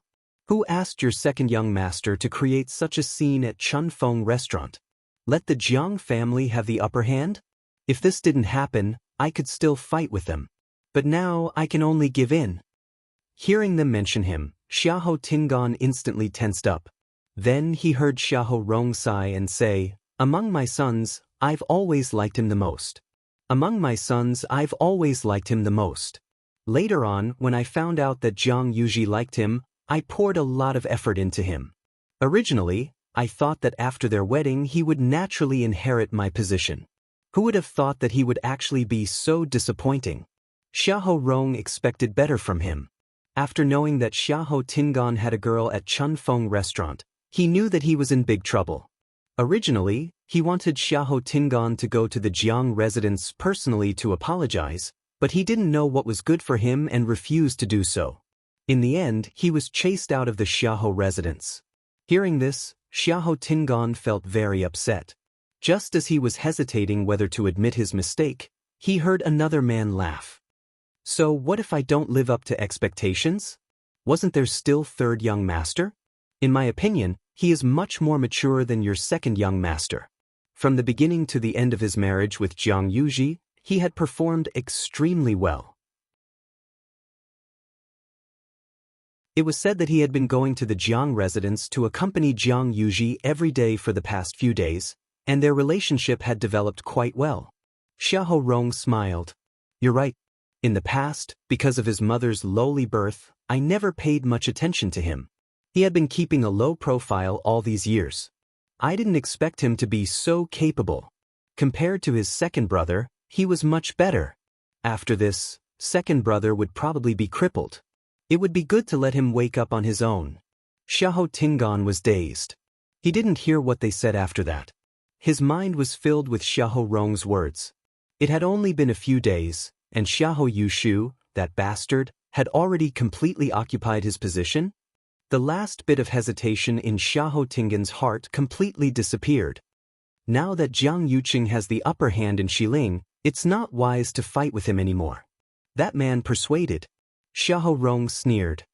If you force me into a corner, I'll just reveal everything that happened back then. If I didn't help to forge the document, how could the princess have moved the 13 U-guards out of Xiling back then? As long as the 13 U-guards were around, Jiang Yuqing couldn't have succeeded. If he keeps forcing me, don't blame me for fighting to the death with him. Xiahou Tingan pressed his chest as his heart beat crazily, and his eyes were filled with shock. I see. When the princess got into trouble back then, the 13 U-guards were indeed not in Xiling.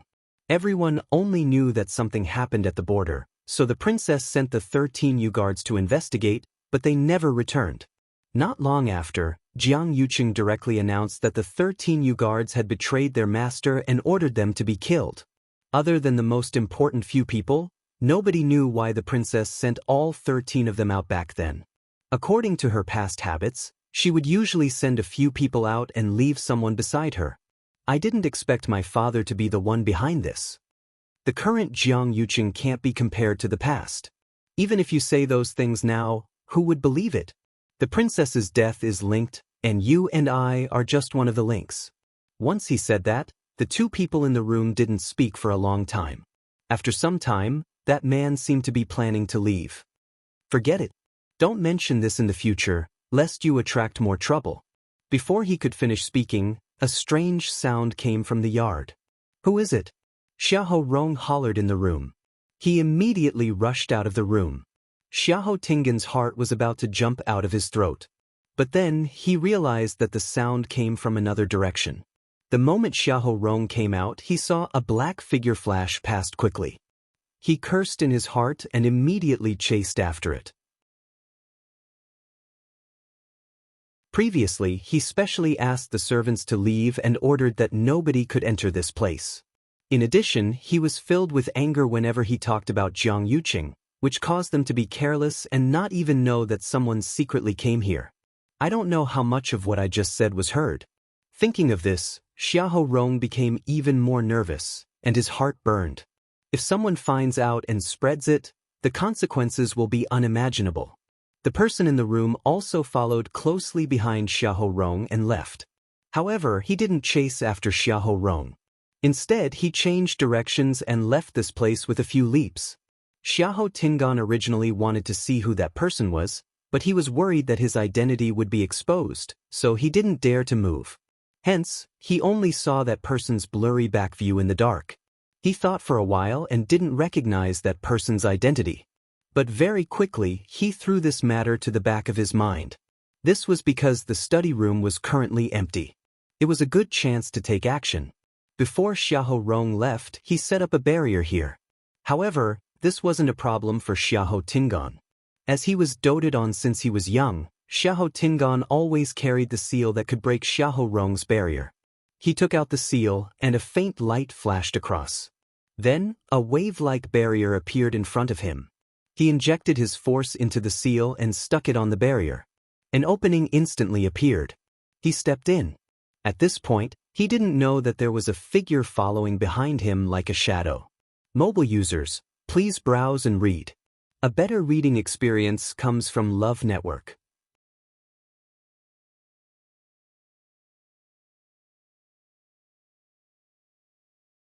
Chapter 8:17. Xiahou Tingan silently entered the study. As Xiahou Rong had previously ordered that nobody was allowed to enter this yard without permission, this place was quiet, and there was no one else. Even if he discovered that someone had secretly barged in, Xiahou Rong didn't dare to make a sound. He just ran out himself and wanted to catch that person personally. But isn't it because he's guilty and worried that that person will really hear something and spread the news? Hence, the entire Xiahou residence was still silent, and this matter didn't cause any commotion. This was Xiahou Rong's study. Not to mention ordinary people, even the young masters and young mistresses in the residence didn't dare to casually enter. But Xiahou Tingan was different. He was groomed as Xiahou Rong's successor, and he frequently entered this place, especially in the past 2 years. Hence, he was very familiar with everything here. He walked in and went straight to the table. There weren't many things on the table, and he roughly scanned through them. When he saw the pen rack, his eyes lit up. Then he carefully moved the pen rack away bit by bit. A hidden compartment suddenly popped out from under the table. A bronze-colored key was placed in the middle of it. Xiahou Tingan took out the key and turned around to walk to the small couch. That was where Xiahou Rong usually rested when he was tired from reading. Walking to the side of the small couch, Xiahou Tingan's hand rubbed the side for a while, and he heard a kacha sound. The head of the small couch suddenly split open from the middle. Another hidden compartment popped out. A palm-sized black lacquered wooden box was quietly placed in the secret compartment. At first glance, this black wooden box looked very normal, but if one looked closely, they could see that it was covered with a layer of extremely faint silver light patterns. Xiahou Tingan knew that the 9 Clouds Yuan recovery pill was placed in the wooden box. The layer of silver light patterns on the outside was the barrier that this black wooden box carried. He had previously heard his father mention that this 9 Clouds Yuan recovery pill was the only 9th grade pill passed down from Taizu, and it was very precious. As for this black wooden box, it was personally created by the great ancestor. Even the barrier on it was personally set up by him. After thousands of years of inheritance, this barrier might have loosened, but every emperor would strengthen it. Hence, this seal was still very strong until today. It was precisely because of this that the black wooden box had an extremely dense aura, and it was extremely easy for others to find it. Hence, Xiahou Tingan came here today to directly take away the pills inside. Naturally, he couldn't deal with this barrier with his own strength alone. But he had the key. Most importantly, there was a drop of Empress Concubine's blood on the key. Therefore, it was able to easily break through the barrier and open the door to this thing. Looking at the black wooden box in front of him, Xiahou Tingan swallowed his saliva with much difficulty. His throat was dry, and his eyes sparkled with excitement. He was so nervous that his hands were covered in sweat. He hurriedly wiped them on his body before holding the key and inserting it into the lock on the wooden box. With a crisp sound, the lock fell to the ground. Xiahou Tingan held his breath and slowly opened the box. A red pill the size of a longan was quietly placed inside. On it, there were 9 clear golden lines. It was indeed the 9 Clouds Yuan recovery pill. A strong fragrance wafted through the air. Xiahou Tingan lightly took in a breath and immediately felt refreshed. Even the force in his body seemed to have become active. He was secretly shocked. A 9th-grade pill indeed lives up to its name. If I really consume this pill, it'll definitely be easy to strengthen my bones and raise my cultivation. Xiahou Tingan suppressed the agitation in his heart and stretched his hand toward the 9 Clouds Yuan recovery pill. But at this moment, a cold wind suddenly blew over. Xiahou Tingan only felt a black figure flash across his eyes, and the 9 Clouds Yuan recovery pill disappeared. He was shocked and immediately raised his head to look. A mysterious person in a long robe was holding the 9 Clouds Yuan recovery pill in his hands. The other party covered himself up so tightly that he couldn't even tell his gender, let alone his appearance and figure. Xiahou Tingan was shocked and furious as he immediately pounced forward. However, the other party easily avoided his actions, kept the 9 Clouds Yuan recovery pill, and turned to leave without any reluctance. That person moved like a ghost, and Xiahou Tingan didn't even see the other party's actions clearly before he disappeared. Seeing that the person ran away, Xiahou Tingan didn't dare to shout and hurriedly chased after him. But once he rushed to the door, he realized that the night sky outside was pitch black, and he couldn't see any traces of that person at all. Everything happened too quickly, and Xiahou Tingan felt that he was still immersed in the excitement and joy of obtaining the 9 Clouds Yuan recovery pill a second ago. The next second, he was killed halfway, and everything was gone. Even if he wanted to chase after him, he didn't know where to go. Xiahou Tingan's heart was filled with hatred and anger as he clenched his fists tightly, making cracking sounds. He spent so much effort and went through so much trouble to come here and find the 9 Clouds Yuan recovery pill, but he didn't expect it to be snatched away so easily. His anger was stuck in his chest, and it was so stifling that it was about to explode. Xiahou Tingan originally wanted to leave just like that, but he remembered that he hadn't cleaned up the mess yet, so he could only accept his fate and return. Looking at the empty black wooden box, Xiahou Tingan even wanted to die. Never in his wildest dreams would he have thought that he would be plotted against. That person clearly followed him here. If not, they definitely wouldn't be able to enter through the barrier outside. The other party was waiting for him to find the 9 Clouds Yuan recovery pill before taking the chance to take action. Xiahou Tingan closed the wooden box again and locked it. He didn't know if it was his imagination, but he felt that the silver light pattern on the black wooden box seemed to have become much fainter without the 9 Clouds Yuan recovery pill. But this had nothing to do with him anymore. Xiahou Tingan placed the key back and restored everything to its original state before leaving unwillingly. Luckily, his journey back was very smooth and he wasn't discovered by anyone. When he came, he was excited and nervous, but when he left, he was defeated and resentful. Xiahou Tingan became suspicious and checked the surroundings every few steps, afraid that someone was still following him. Even though he knew that the other party definitely wouldn't follow him after obtaining the 9 Clouds Yuan recovery pill. But the trauma in his heart couldn't be removed. When he returned to his residence, Xiao Dai was still sleeping soundly on the bed. But Xiahou Tingan's eyes were wide open, and he didn't sleep for the entire night. The disappearance of the 9 Clouds Yuan recovery pill would be exposed sooner or later. By then, I would definitely be listed as one of the suspects. I originally wanted to use this 9 clouds Yuan recovery pill to raise my Yuan meridian level and abilities. This way, even if my father was angry, he wouldn't be able to do anything. Everything would fall into place. But now, that item was snatched away by a third person. If they found out that I was involved, I definitely wouldn't be able to avoid a basin of dirty water. Xiahou Tingan thought for a long time. If it really doesn't work, I'll use the truth of the princess's death as a threat. Digression, my hand is much better. I'll continue updating at 6 p.m. Mobile users, please browse and read. A better reading experience comes from Love Network.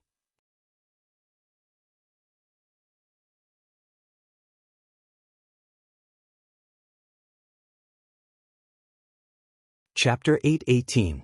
Lass, are you coming back with us? Lan Xiao asked. They couldn't stay outside, so they could just let the lass go with them. Chu Luiwei was stunned. Go to the Red Moon Desert with them? She was actually a little curious, but Chang Wanzhou and the rest should still be waiting for her outside. She had been down there for so long, so she didn't know how they were doing. At this moment, Rong Xiu suddenly spoke up. When I came, I saw a whirling lotus by the mirror lake. Whirling lotus? Chu Luiwei was pleasantly surprised. This was a rare heavenly treasure. Even she couldn't help but be tempted. Lan Xiao couldn't help but curse. How shameless. You know that the lass likes these things, so you deliberately baited her. Diwu Changzi shook his head. Sigh, it's a pity that no herbs can grow well in the Red Moon Desert. If she wanted something else, it would be fine. The few of us would be able to get it by scraping together. But this herb, isn't this all because of the sins you committed in the past? Don't you have any idea why the Red Moon Desert became like this? Dugu Mabao glanced at the two of them coldly. Lan Xiao touched his chin. Don't say it as if it had nothing to do with you. You were the one who caused the most trouble back then. Now, he actually had the cheek to say that about them? Dugu Mabao choked and was speechless. Forget it, forget it. Didn't you see that the lass's eyes lit up when she heard about the whirling lotus? Let her go. Diwu Changzi was quite open-minded. Let's wait for her to get that thing, then let her find us. Dugu Mabao and Lan Xiao thought about it and felt that this suggestion was not bad, so they agreed. Therefore, they didn't even bother to ask and directly said, then come back after you're done at Mirror Lake. We're all waiting for you. Chu Luiwei, she didn't seem to have agreed to go yet. But looking at them, it seemed that it was not good to reject. Chu Luiwei finally nodded. Only then did the few of them look satisfied. Lan Xiao glanced at Rong Xiu and said meaningfully, Lass, some people look decent, but they're actually full of evil tricks. You must be more careful, don't be deceived by some people. Chu Luiwei lowered her eyes silently. Was he talking about the first master? Although she also felt that this person was not simple, but to say this in front of him, it could only be said that having strength meant having confidence. If it was the current her, she really couldn't afford to offend either of them. Thus, she could only survive between the cracks of both sides. Rong Xiu was not angry when he heard this. These few had always doted on you. Now that they knew that she had experienced so much, their hearts would definitely ache. His attitude was probably due to the fact that she was still present. However, just as this thought flashed through his mind, Dugu Mabao looked over. Follow me. Rong Xiu's brows twitched. Indeed, he could not imagine these few people to be too kind. How could he have forgotten that they had never given him any leeway? Chu Luiwei looked at the first master, then at Dugu Mabao and the others, and narrowed her eyes. You know each other? She could not tell at first, but from the way they talked, their tone did not sound like they were strangers. As soon as he said that, both parties fell silent for a moment. No one denied it. Chu Luiwei's mood immediately became very complicated. Since they knew each other, why had DeBeo deliberately asked the first master to take off his mask so politely? She vaguely felt that there seemed to be some secret hidden in this. Thinking about it carefully, those words should have been meant for her to hear? In that case, the first master was also unwilling to take off his mask because of her? A white light suddenly flashed through Chu Luiwei's mind. She suddenly realized something and looked at the first master, her eyes fixed on him. Could it be that she recognized the face under the mask? Chu Liuyue's heart suddenly started beating rapidly. That familiar feeling grew stronger. Rong Xiu's gaze shifted slightly, avoiding her gaze. He walked towards Dugu Mabao and the others. When they brushed past each other, Chu Liyue suddenly reached out and grabbed his wrist. Rong Xiu quietly avoided it. Chu Liyue looked up and asked word by word, "What is the first master afraid of?" If he was not guilty and afraid of being recognized, why would he hide like this? The man opposite her did not seem nervous at all. He only said with a faint smile, "I'm sorry. I'm sorry, my wife is very strict and doesn't like me touching other women." Chu Liyue was suddenly stunned. She had never expected the other party to throw out such a sentence. This reason seemed ridiculous, but it also seemed like there was nothing wrong with it. While she was in a daze, Rong Xiu walked over. Dugu Mabao's little face was cold. Lan Zhao's eyes were full of disdain and he could not help but spit. "Isn't it just you? After not seeing him for a few years, this kid's acting skills have gotten better. When the truth is revealed and you knows his identity, let's see what will happen to him." Only Diwu Changzi gave him a thumbs up. Rong Xiu actually dared to lie to you so openly and brazenly just because the girl did not remember anything. He was really bold. Rong Xiu raised his brows slightly.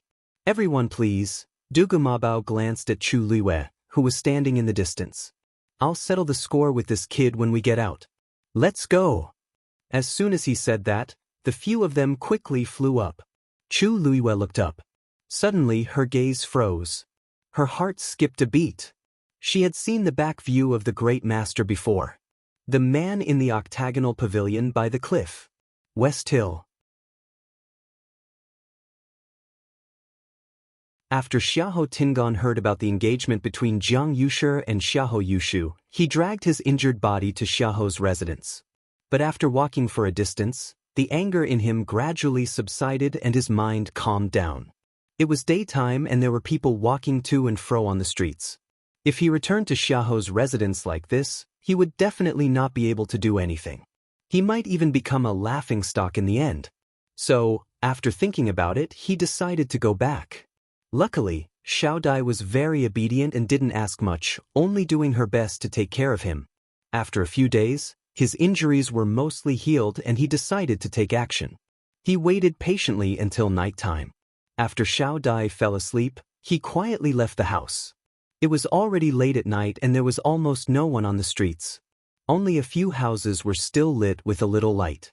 Xiahou Tingan returned to the back door of Xiahou's residence like this. The security at the back door wasn't that strict, so he easily knocked out the 2 guards and snuck in. He was the most familiar with Xiahou's residence, so even at night, he knew every direction clearly. Just like this, he smoothly arrived at Xiahou Rong's study. At this time, the study was still lit, so there was obviously someone inside. Xiahou Tingan held his breath and approached. Just as he reached the corner of the wall, he heard a cold snort from inside. "If I knew that Jiang Yucheng was like this, I wouldn't have betrayed the Empress concubine." Digression, this will probably be the end for today. My hand is already better, so everyone doesn't need to worry about kissing. Tomorrow, 12 a.m., mobile users please browse and read. For a better reading experience, please come to my website.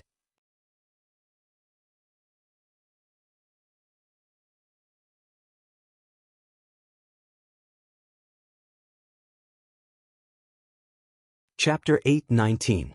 Shengguan Wan's expression froze for a moment. However, she quickly returned to normal. The corners of her mouth curled up slightly as she asked in a seemingly unintentional manner. She asked casually, "Lord Yuan, what do you mean?" Yuan Wei paused for a moment and explained, "You know this as well. You know this as well." Back then, the preparations for Her Highness the Empress Concubine's wedding were basically completed. Furthermore, everything was done according to the highest standards. Do you want to follow the same protocol as the Crown Princess, or the protocol for a princess? Although his words were very tactful, Shengguan Wan understood. Back then, Shengguan Yu didn't follow the usual protocol for a princess's wedding. Instead, it was a level higher. Without a doubt, it was because of her status as the Crown Princess. The Tianling dynasty had been passed down for thousands of years. When the successive emperors got married and ascended the throne, they would hold a grand ceremony. Generally speaking, regardless of whether it was a princess or a prince, the treatment for ascending the throne was the same. However, Shang Guanyu's wedding was even grander than before. This was because she was the second person in the entire Tianling royal family to have the Tianjing Yuan meridian after Taizu. And because of this, even though countless manpower and resources were spent on the preparations for that wedding, no one in the entire Tianling dynasty had any complaints or criticisms. In their opinion, this was what the crown princess deserved. And now, this person had changed to Shang Guanyuan. Although Shang Guanyuan was in power now, she hadn't reached the same level as the crown princess back then. Therefore, logically speaking, it should be carried out according to the protocol for a princess. However, Yuan Wei still asked out of caution to prevent any mistakes. Shang Guanyuan sat on the seat of honor with her hands crossed in front of her. Although her expression was very calm, her hands were tightly clenched in her sleeves. In her opinion, this question was an insult to her. Since young, Shang Guanyu had been better than her in every aspect. From as small as a brush to as big as a palace. In every aspect, Shang Guanyu had always been better than her. Now that Shang Guanyu was finally dead, she had completely stepped on her bones. She had thought that she would be able to surpass Shang Guanyu forever, but she gradually realized that this was not the case. For example, the wedding ceremony. Of course, she wanted to follow the same standards as Shang Guanyu, but she couldn't do that, because she knew too well what kind of trouble such a choice would bring her. After a moment of silence, Shang Guanyuan spoke. She tried to make her voice sound calm. How can this consort compare to eldest sister? Let's proceed according to the princess etiquette. The corners of her mouth curled up slightly, but her eyes were cold. Yuan Wei nodded slightly. Yes. Everything is in accordance with His Highness's orders. Also, he paused and seemed to want to say something but hesitated. Shang Guanyuan raised her eyebrows. Is there anything else, Lord Yuan? This humble subject does indeed have one more thing to ask Your Highness. It's about the things prepared for Her Highness the Crown Princess's wedding. Some of them have been dealt with, but there are still some that haven't been touched. For example, there are some treasures that were specially selected for the wedding. How do you plan to deal with them? Back then, Shang Guanyu's wedding was extremely luxurious and honorable. Every item used was a treasure that was carefully selected. Any one of them was extremely precious. From what Shang Guanyuan knew, the red carpet they had prepared to welcome the bride was specially woven with the most luxurious ice gold velvet, with countless rubies embedded on it. It could be said that it was priceless and priceless. Just a red carpet was already so luxurious. There was no need to talk about the other items. They were all extremely honorable. Now, Yuan Wei was asking her if she wanted to use something like this. On one hand, the crown princess had an accident on the eve of the wedding, so these items weren't suitable to be used.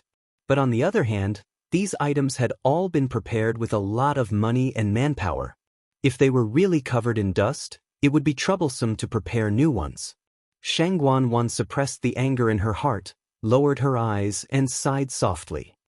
After all, those are eldest sister's items. This consort will definitely feel sad when she sees them. There's no need to use them. Just keep those items properly. Yuan Wei's expression changed slightly. Actually, he originally thought that Shang Guanyuan would be willing to use a portion of them. This wasn't entirely a matter of money and so on. When the Tianling royal family got married, there were actually many items that wouldn't be customized. Instead, they would use the previous items. On one hand, it was to show the inheritance of power. On the other hand, it was to show that they were connected by blood. However, he didn't expect that Shang Guanyuan would refuse to use all of them. Your Highness, if we were to replace all of them, I'm afraid it would be a little rushed. This is something that Lord Yuan needs to deal with. Do you want this consort to personally worry about these issues? Shang Guanyuan was already full of impatience, and her tone was a little cold. Yuan Wei understood and immediately said tactfully, Yes. Your Highness, please don't worry. This humble official will do his best. Shang Wan's anger subsided slightly, but there was still a hint of coldness in her eyes. If your highness doesn't have anything else to instruct, this humble official will take his leave first. Shang Wan waved her hand. Yuan Wei bowed, then retreated and walked out.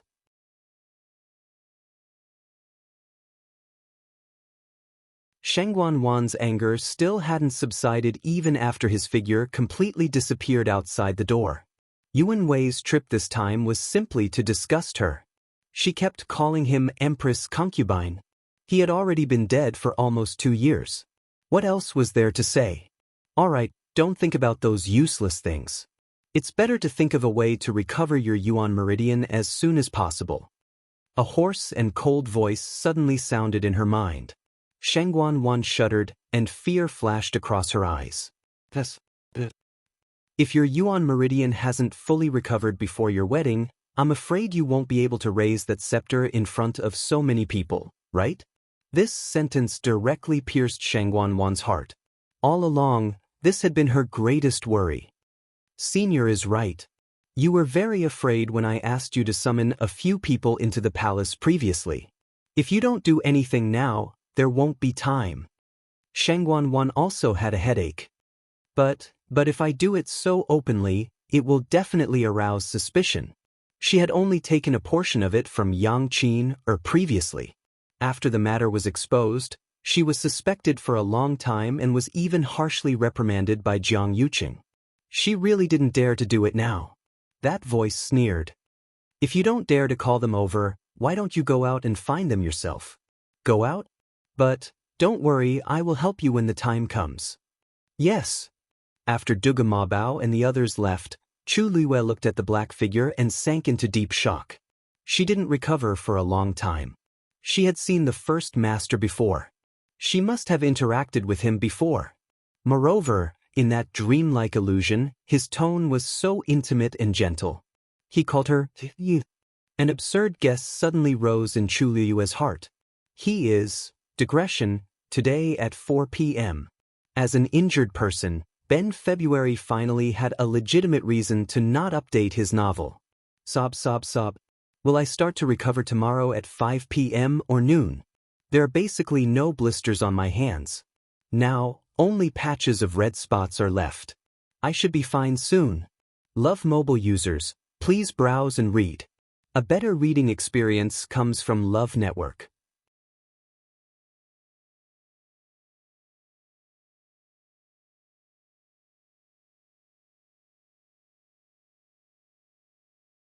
Chapter 8:20. Something seemed to be coming out from the bottom of her heart. That answer was within her reach, as if there was only a thin veil between them. As long as she pierced through it, she would know. At this moment, Chu Luiyue suddenly felt a sharp pain in her head. She cried out in pain and hugged her head. It was as if someone was crazily chopping at her head with an axe, trying to split her head open. The excruciating pain made Chu Luiyue clench her teeth as her body trembled slightly. After some time, the pain gradually disappeared. Chu Luiyue's forehead was covered in sweat, and her lips were pale. She was drenched in sweat as if she had just been scooped out of the water. She leaned against the stone wall at the side and rested for a while before she gradually recovered. She was clearly very close to that answer, but there seemed to be an invisible hand stopping her, not allowing her to take another step forward. Chu Luiyue let out a long breath and looked up at the darkness. There seemed to be waves in the depths of her eyes. The first master would definitely recognize her. It's also very likely that they were very close in the past. However, other than the scene on the cliff, she couldn't remember anything else. After standing in the same spot and thinking for a while, Chu Luiyue finally decided to put this matter aside. Not only master, but Bao and the other two's identities were also a mystery. I'll ask them properly when I see them again. The most important thing now is to go out and find the dancing lotus. Just as this thought surfaced in Chu Luiyue's mind, she suddenly felt a wave coming from her dantian. She was slightly stunned and realized that the wave came from the heavenly square cauldron. It seems to be the two Tian baby? Chu Luiyue's heart moved, and she summoned the heavenly square cauldron. A small transparent square cauldron sat quietly on her palm. Two jade-green two-tian babies floated in it and gently swayed in one direction. Chu Luiyue squinted her eyes. Is it talking about the dancing lotus's location? Dumpling. With a command, a red color flashed across her eyes. Dumpling appeared in front of her. Chu Luiyue looked at its wings, and the wounds on them were almost healed. The divine beast's recovery ability was strong to begin with. In addition, Dumpling was a red-tailed red phoenix with an extremely strong bloodline. Naturally, it was needless to say. In addition, the two-tian baby had now submitted to Chu Luiyue. The power it had left behind would not cause any harm to Dumpling. On the contrary, it would be even more beneficial. As long as one did not look carefully, one would not be able to tell that he had been injured. Chu Luiyue felt slightly relieved. Hula! Dumpling spread its wings and Chu Luiyue jumped onto its back. Go! Chu Luiyue shouted. Dumpling let out a clear cry and flapped its wings. He leaped into the air. Screech! This clear sound of breaking through the clouds immediately attracted the attention of the few people waiting outside. The few of them seemed to have sensed it and looked up in unison. That already withered Wan Yeshan suddenly started to break inch by inch and silently turned into powder. It scattered with the wind. Qin Yi narrowed his eyes. Lei Laosi looked at his big brother excitedly, and when he saw his big brother's expression, he became even more agitated. Chang Wanzhou's eyes were fixed on her. His soft, short blonde hair covered most of his eyes, but there was a rare hint of nervousness on his handsome face. Mu Hongyu was originally cultivating, but when she heard the sound, she quickly opened her eyes. Song Song, who was beside her, already couldn't help but take 2 steps forward with respect in its eyes. Yi Ran acutely sensed the change in the surrounding atmosphere, and his eyes lit up as he asked Mu Hongyu softly, "Are you coming? Is Luyu coming out?" The moment he said that, a gigantic figure rapidly rushed out from below. The sharp sound of something breaking through the air was heard.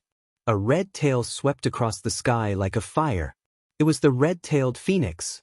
Everyone looked over and saw a girl standing on the red-tailed phoenix's back.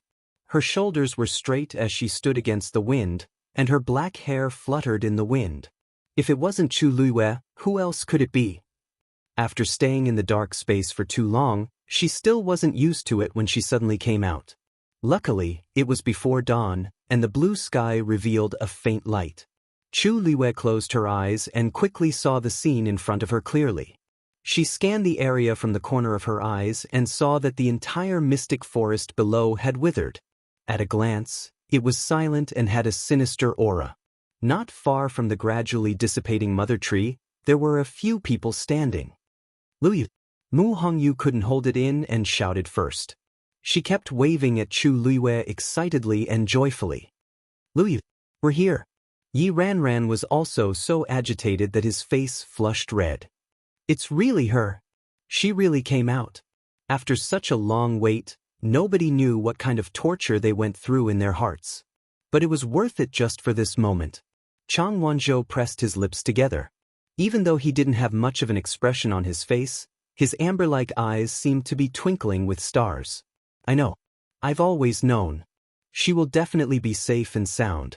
Lei Laoxi's hanging heart finally relaxed as he waved his fists and laughed out loud. Ha! I knew it! I knew it! What kind of person is Her Highness?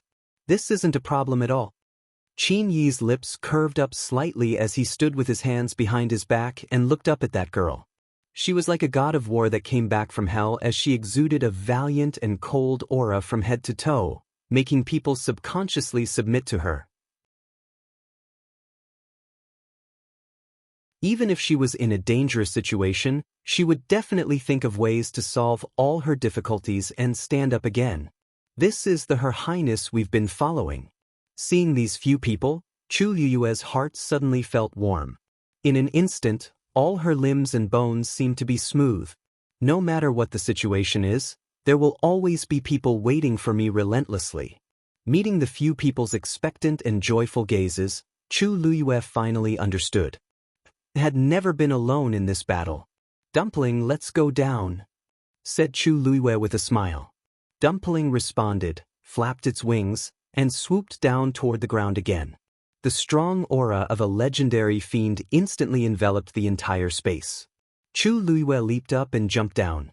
Mu Hongyu and Yi Ran immediately rushed forward, but when they reached Chu Luiyue, they widened their eyes in disbelief and stared at her without blinking. Luyu? Luyu, it's really you? Chu Luiyue smiled brightly, and her eyes curved into crescents as she pinched the two people's faces. Of course, it's really me. Mu Hongyu was slightly better, but Yi Ran's eyes directly reddened. That's great. I thought. As he spoke, his voice already sounded like he was about to cry. Chu Luiyue's heart warmed up. Don't worry, I'm fine. Aren't I perfectly fine? She then looked up at the remaining three people. Countless emotions gathered in her heart, and in the end, they turned into one sentence. Thank you for being willing to wait for me. I'm back. A better reading experience came from the Love Network.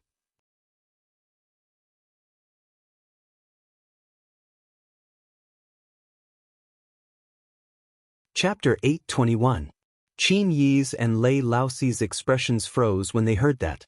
Only they knew the true meaning of this sentence. Not only was she Chu Luiyue, but she was also Shangguan Yu. This empire originally belonged to her, but it was snatched away by someone using despicable means.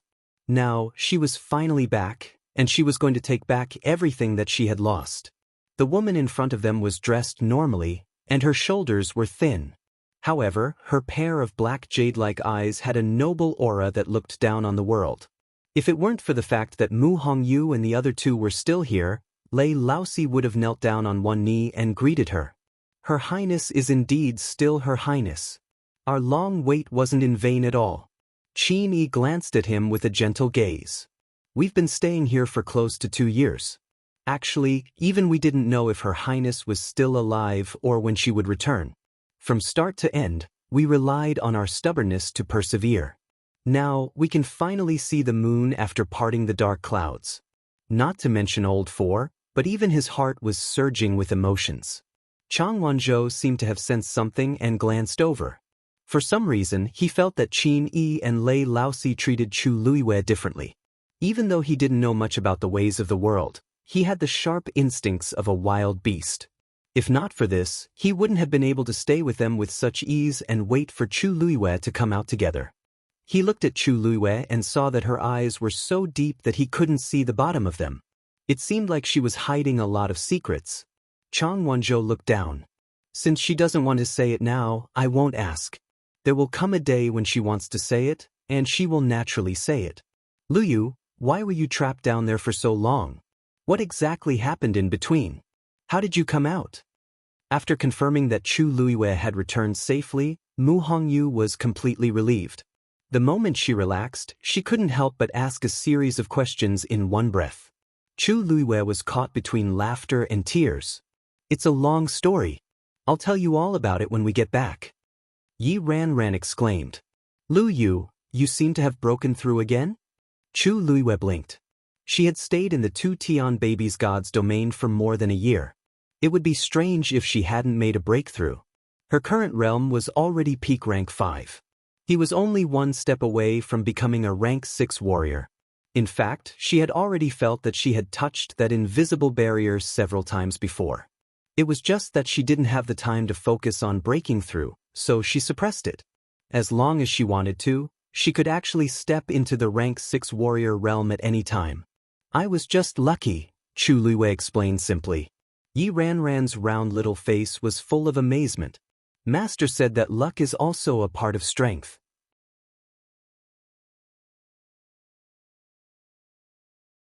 Luyu, when we return, the pavilion master, and all the other senior brothers and sisters will definitely be very proud of you. Chu Luiyue laughed and knocked her forehead lightly. Do you think I can't tell? Didn't you all make breakthroughs too? Yi Ran rubbed her forehead and smiled embarrassedly. This is all thanks to Big Brother Qin and the rest for constantly urging us to cultivate and giving us a lot of pointers in between. Chu Luiyue's smile deepened as she looked at the Qin Yi duo with a teasing look in her eyes. Then I really have to thank Big Brother Qin and Big Brother Lei. The two of them were very strong, especially Qin Yi, who was very smart. In the entire Tianling dynasty, countless people wanted to get a word of advice from him but couldn't. Now, it was convenient for Mu Hongyu and the rest. This would be extremely beneficial to their future cultivation. Song Tsong, who was in her arms, started twisting. Mu Hongyu changed her position and hugged it with difficulty. Song Tsong, you're getting heavier now. If this goes on, I won't be able to carry you. Where's that legendary fiend? Mu Hongyu inadvertently glanced and suddenly saw that the sky was empty. The white lion that had been occupying this place previously seemed to have disappeared. Once she said that, the others also recalled this incident. Chu Liwei asked curiously, what about the legendary fiend? What legendary fiend? Mu Hongyu explained, it's a huge white lion. It's a huge white lion, but it looks dirty. It seems to have come from the Red Moon Desert. Chu Liyue's heart skipped a beat when he heard the first half of the sentence. A legendary fiend-level white lion? She recognized a powerful white lion, Xue Xue. However, she remembered that Xue Xue didn't seem to be a legendary fiend. It didn't seem like it came from the Red Moon Desert either. However, she still had doubts in her heart. Not long before you came out, it left and went missing. Qi Ni said lightly. Chu Liwen nodded thoughtfully and temporarily suppressed the doubts in her heart. She scanned her surroundings and asked thoughtfully, did the others leave already? The moment she said that, the entire place fell silent for a moment. Qi Ni said lightly, Shengguan Wan and the others thought that you were dead, so they quickly left with their men, leaving only the few of us here. Chu Liwen nodded. This is something that Shengguan Wan would do. Originally, senior brother Zhu Hong and the others wanted to stay and wait for you, but big brother Qin said that it was too dangerous here and persuaded them to go back. Mu Hongyu added. Chu Liwei chuckled. Their men were all injured back then, so of course, they had to go back quickly.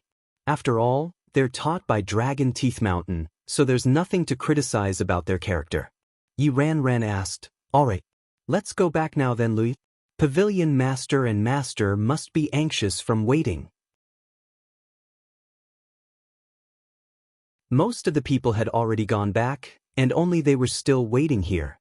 The key point was that they couldn't send any news back. I don't know how those people explained it to Pavilion Master and the others when they went back. Besides, even we weren't sure that Lu Yu could return safely. If Pavilion Master and the others really thought that something happened to Lu Yu, they would definitely be heartbroken. Qin Yi's eyes flickered. If I didn't remember wrongly, Yuchi Song should have come a while ago. It's a pity that Jiang Yuqing and the others were with him back then, so Qin Yi didn't let them in. However, Yuchi Song should be able to guess something. Chu Liwei shook her head lightly. No hurry. I have something else to do now. What? The few of them looked over with some doubts. Chu Liwei raised her hand and pointed in the direction of Mirror Lake. Retrieve the dancing lotus. A ray of white appeared at the edge of the blue sky. Then, a ray of light pierced through the thick clouds and shone out. The entire sky was gradually dyed orange-red. Finally, a bright red sun leaped out from the sea of clouds. In the Red Moon Desert, the chilly night air quickly dissipated, and under the sunlight, it gradually became boiling hot. A tall black figure was traversing through the golden desert. Behind him, there was a white lion that had already turned into an earthen yellow color. Digression. Last night, I was informed by the editor to change the story, which meant that all the physical contact and so on had to be changed. Hence, I took it out chapter by chapter and sent it to the editor. The editor then told me to change it, and I changed it before submitting it for review. Finally, I changed it to 1 p.m. yesterday, and I felt terrible. I changed about 7 to 8 chapters at the beginning, and I changed some paragraphs and sentences. Everyone make do with it. Ooh. At this moment, I'm so glad that Rong Xiu was locked up in the little black room for so long. Ooh. I'll continue at 6 p.m. Ooh. Mobile users, please browse and read. A better reading experience comes from Love Network.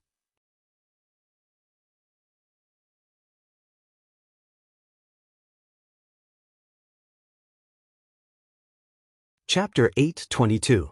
The master and servant walked forward. The sun was scorching, and the sand was boiling hot.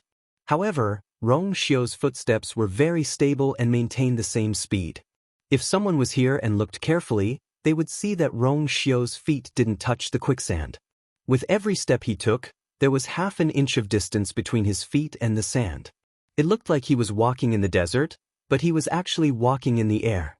He didn't leave any traces behind. Shui followed behind and did the same. Looks like you didn't waste these few years. You've already cultivated your movement skills to such a level. Dugu Mabao's voice sounded as if it was right beside his ear. Rong Xiu smiled. Thank you for your praise, senior. Dugu Mabao snorted. They wanted to teach this kid a lesson, but they realized that their previous methods were no longer a threat to him. Rong Xiu was already very relaxed when dealing with all of this. However, no matter how they asked, Rong Xiu refused to reveal what happened to you, and insisted on waiting for her to tell them herself. But now, she didn't even remember who they were. What else could she say? Lan Xiao sighed and couldn't help but say, if only we could leave this godforsaken place. Why do we have to be entangled with this kid? Diwu Zhangzi said calmly. Stop daydreaming. Who's daydreaming? Lan Xiao retorted unhappily. If nothing happened to her and everything went smoothly, we might have been released by now. Who knew that so many things would happen in between? They had been waiting here for too long. It wasn't easy for them to meet a girl and see a glimmer of hope. It was obvious that they had to wait from the beginning again. There's no need to think about it now. She hasn't even broken through to become a stage 6 warrior. Diwu Zhangzi paused, and his tone became more serious. More importantly, she doesn't have the Tianjing Yuan meridian anymore. As soon as he finished speaking, the surroundings fell silent. Dugu Mabao and Lan Xiao were speechless. Because this was what they were most worried about. With their strength, even if they did not personally check Chu Liyue's pulse, they could still roughly determine her Yuan meridian level based on the flow of energy in her body. That was definitely the Daijing Yuan meridian and not the Tianjing Yuan meridian. Even if she doesn't have the Tianjing Yuan meridian now, she will definitely become a top expert in the world in the future. Dugu Mabao suddenly spoke, his tone firm. That was the confidence and pride that came from one's own strength. The few of us taught him together. No one can compete with him. If she forgets, we can just do it again. The West Hill. The Jiang mansion had been very lively recently. On the one hand, he had to prepare for the wedding of the eldest young master and the third princess. On the other hand, he had to prepare for the marriage between the fourth miss and the Xiahou family. Everyone in the mansion, from top to bottom, started to get busy. But amidst this, Jiang Yuqing was exceptionally free. Most of the time, he stayed in his room to recuperate. Other than a few important matters that required his instructions, he left everything else to his subordinates. Early in the morning, Jiang Yuqing took his medicine, packed up, and planned to go out. But just as he walked to the door, he saw Sun Qi walking over with 3 people. Seeing the familiar face of the person at the front, Jiang Yuqing narrowed his eyes. Yuan Wei? He didn't need to think to know why he was here. Sun Qi went forward and bowed. Eldest young master, Lord Yuan is here. Jiang Yuqing and Yuan Wei greeted politely. Yuan Wei went straight to the point. Eldest young master, I'm here today to discuss some specific matters of the wedding. Jiang Yuqing smiled. Lord Yuan, thank you for making this trip. I'm sure you've already asked the third princess before this? Yuan Wei nodded. The third princess wants to follow the princess etiquette. As for the things to be used at the wedding, they will all be replaced with new ones. Jiang Yuqing frowned slightly. Replace everything with new ones? Is this what Her Highness wants? Yes. There's not much time left before the wedding. It shouldn't be too late to prepare everything again, right? There are clearly many things that are ready-made. Why don't you use them? Yuan Wei paused for a moment. I've already ordered people to rush it. Don't worry, it won't delay the wedding process. But Jiang Yuqing's expression still didn't improve. He didn't need to think to know why Shangguan Wan had made these requests. It was just that she didn't want to use the things that Shangguan Yu had prepared to use. Even if they hadn't gotten married yet, those things hadn't been used yet. Jiang Yuqing felt a sense of disgust in his heart. Shangguan knew that this would make things very difficult for the people from the Ministry of Rites. It wasn't good for her reputation, but she still did it, just to not use Shangguan's things. Jiang Yuqing's expression became much fainter. Since time is so tight, then we'll simplify everything here. In any case, the residence has everything that needs to be prepared. When the time comes, we can just use it directly. As for the other things that need to be deleted, everything will be done according to the princess's etiquette. Lord Yuan is quite experienced in this, so I don't need to say anything more, right? Yuan Wei was stunned for a moment. Eldest young master means, I'll leave all these matters to you. I still have something important to do today, so I'll take my leave first. If you still have any questions, feel free to discuss it with my father. After saying that, Jiang Yuqing nodded and left. The remaining people all quieted down.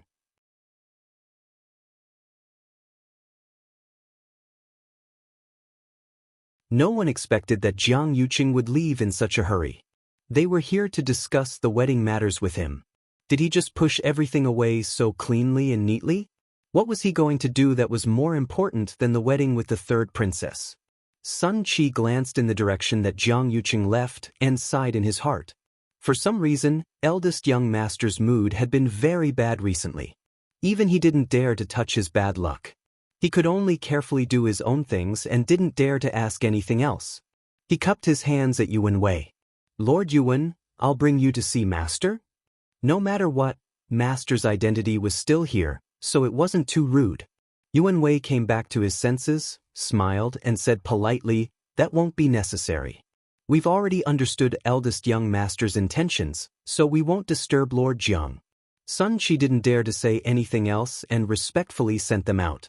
After leaving the Jiang residence, a young man behind Yuan Wei finally couldn't help but say, what does eldest young master Jiang mean? Why does he seem to not care about the wedding at all? Yuan Wei pondered for a moment. There's no need to care about this kind of thing. Just do as he says. The two of them replied in unison, yes. Yuan Wei turned his head and looked meaningfully at the Jiang residence. It seemed that this eldest young master Jiang did not care about the third princess as much as he seemed to care about her. Oh, the best reading experience came from Love Network.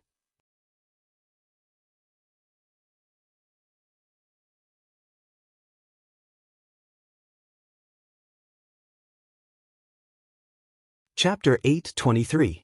Jiang Yuqing meant that everything here was still the same as before. The so-called before was naturally the things that he and the Empress concubine were about to get married. Moreover, because the Empress concubine's wedding was of a higher level, he had to take away a lot of things to be considered a princess's etiquette. The third princess meant that she didn't want to use Her Highness the Empress concubine's things to avoid evoking memories of the past. He had clearly conveyed this meaning to Jiang Yuqing, but Jiang Yuqing still made this decision. On the bright side, he was pressed for time and was trying to reduce the pressure on everyone. On the other hand, he was simply ignoring the third princess's feelings. If Jiang Yuqing really had feelings for the third princess, he definitely wouldn't choose to do this. This wedding ceremony would also be the third princess's ascension ceremony. At that time, it would definitely be the center of attention. At that time, everything at the ceremony could become the talk of the entire Tianling dynasty. Therefore, everything had to be done with extreme caution.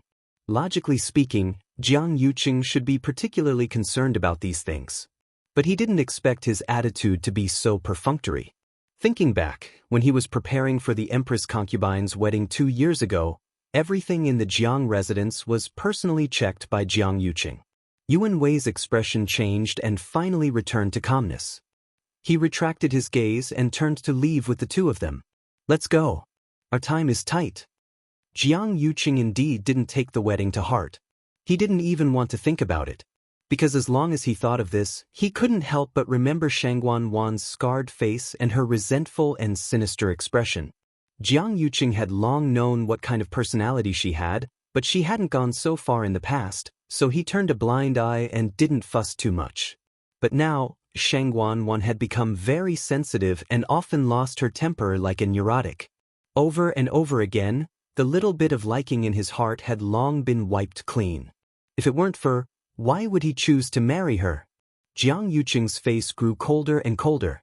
He walked alone to a remote corner of the Jiang mansion. This was an abandoned courtyard. It looked cold and cheerless, and the weeds at the entrance had not been cleaned up. Jiang Yuqing didn't stop. He walked straight ahead and pushed open the door. Inside the door, there were 2 guards standing on either side. Seeing that the visitor was Jiang Yuqing, the 2 of them saluted together. "Greetings, young master." Jiang Yuqing nodded. "How has he been recently?" One of them said respectfully, "At first, he was a little dishonest, but now he's obedient." Was eldest young master going to meet him personally? Hearing Jiang Yuqing's faint the guard hurriedly led the way. "Young master, this way please." The 2 of them walked towards the room inside. If someone were to barge in at this moment, they would sense that there were several hidden auras in this seemingly desolate courtyard. Ordinary people could not easily break in, because this was actually the place where Jiang Yuqing locked people up. The people of the Jiang mansion also knew that this was Jiang Yuqing's territory and would never come here without permission. Jiang Yuqing followed the guard to one of the rooms. With a creak, the door was slowly opened. Jiang Yuqing walked in. The guard considerately closed the door again and waited quietly outside. This room was not big, and there was dust everywhere. It seemed that no one had been here for a long time. Jiang Yuqing didn't stop. He walked past the screen and entered the side room. This was a dim and narrow space. It couldn't even accommodate a person lying flat. And inside, there was a person sitting on his knees against the wall. All kinds of unpleasant smells mixed with the strong smell of blood rushed to his face. But Jiang Yuqing's expression didn't change. This kind of scene was too common for him. Hearing someone come, the man slowly raised his head. His originally sturdy body had become emaciated after a long period of torture. His cheeks and eye sockets were deeply sunken. Under his messy hair, one could see that he was missing an ear. There was a bowl-sized scar there. This person was Qi Dai, who was imprisoned by Jiang Yuqing that day. Seeing the person who came, Qi Dai's eyes moved, but the bottom of his eyes was scarlet. Jiang Yuqing looked at him condescendingly. "How does it feel to be bitten by the messed yuan gravel?" Qi Dai opened his mouth, as if wanting to say something, but only a hoarse and bitter moan came out. This was because he wanted to commit suicide. He tried to bite his tongue to commit suicide, but because he was discovered in time, he didn't die. But after that, his tongue was directly cut off, and he could no longer speak. He reached out as if wanting to grab Jiang Yuqing. But just as he moved, there was the sound of chains vibrating. It turned out that his 4 limbs had been locked by iron chains, and he had completely lost his freedom. His emaciated hands, which were as thin as skin and bones, clawed at the air. The veins on the back of his hands were bulging, and there were also shocking bloodstains. In the end, he still didn't catch anything, only empty air. Jiang Yuqing's voice was calm and cold. "Don't worry, you can come out today. Chongshu Pavilion's pavilion master Wei Qi is looking for you." Qi Dai panicked, and deep despair appeared in his eyes. He desperately hid behind him. But this space was so narrow that his body couldn't even move, let alone escape. Jiang Yuqing raised his hand. A cloud of brownish-yellow powder spread out. Qi Dai gradually stopped struggling and fainted. Jiang Yuqing lowered his eyes and lifted his sleeves. On his arm, a scar stretched across, hideous and terrifying. The faint red line was almost invisible. This degree of scar could actually be repaired, but of course, he wouldn't do so. Then, Jiang Yuqing leaned over and checked the same position on Qi Dai's arm. Sure enough, a similar red line had already appeared. Jiang Yuqing's face revealed a trace of satisfaction. In order to complete the set, he had put in a lot of effort. He took a few steps back. "Men, take him out." The atmosphere in Chongshu Pavilion had been very gloomy recently. Chu Luiwei and the others didn't return from the trip to Dahuang Swamp. The rumors in the outside world were very fierce.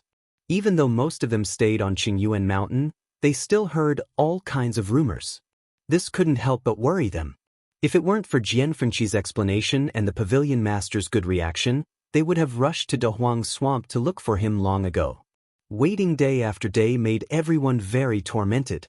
And this atmosphere was finally broken by Jiang Yuqing's arrival.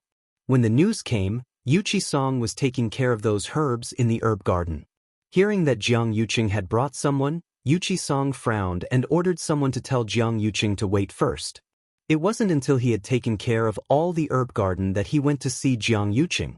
Yuqi Song had just crossed the threshold with 1 foot when Jiang Yuqing, who had been waiting in the room for a long time, stood up and said, "Pavilion Master Yuqi, I've helped you find the person you wanted." Digression, there were a few pieces of skin on his hand, probably because of the burns, and they were about to fade. Overall, there were no major problems. The 5th update was about 7 o'clock. Sorry. Your wounded Feiyue is rushing to the front line with a stretcher. Mobile users, please browse and read. A better reading experience comes from Love Network.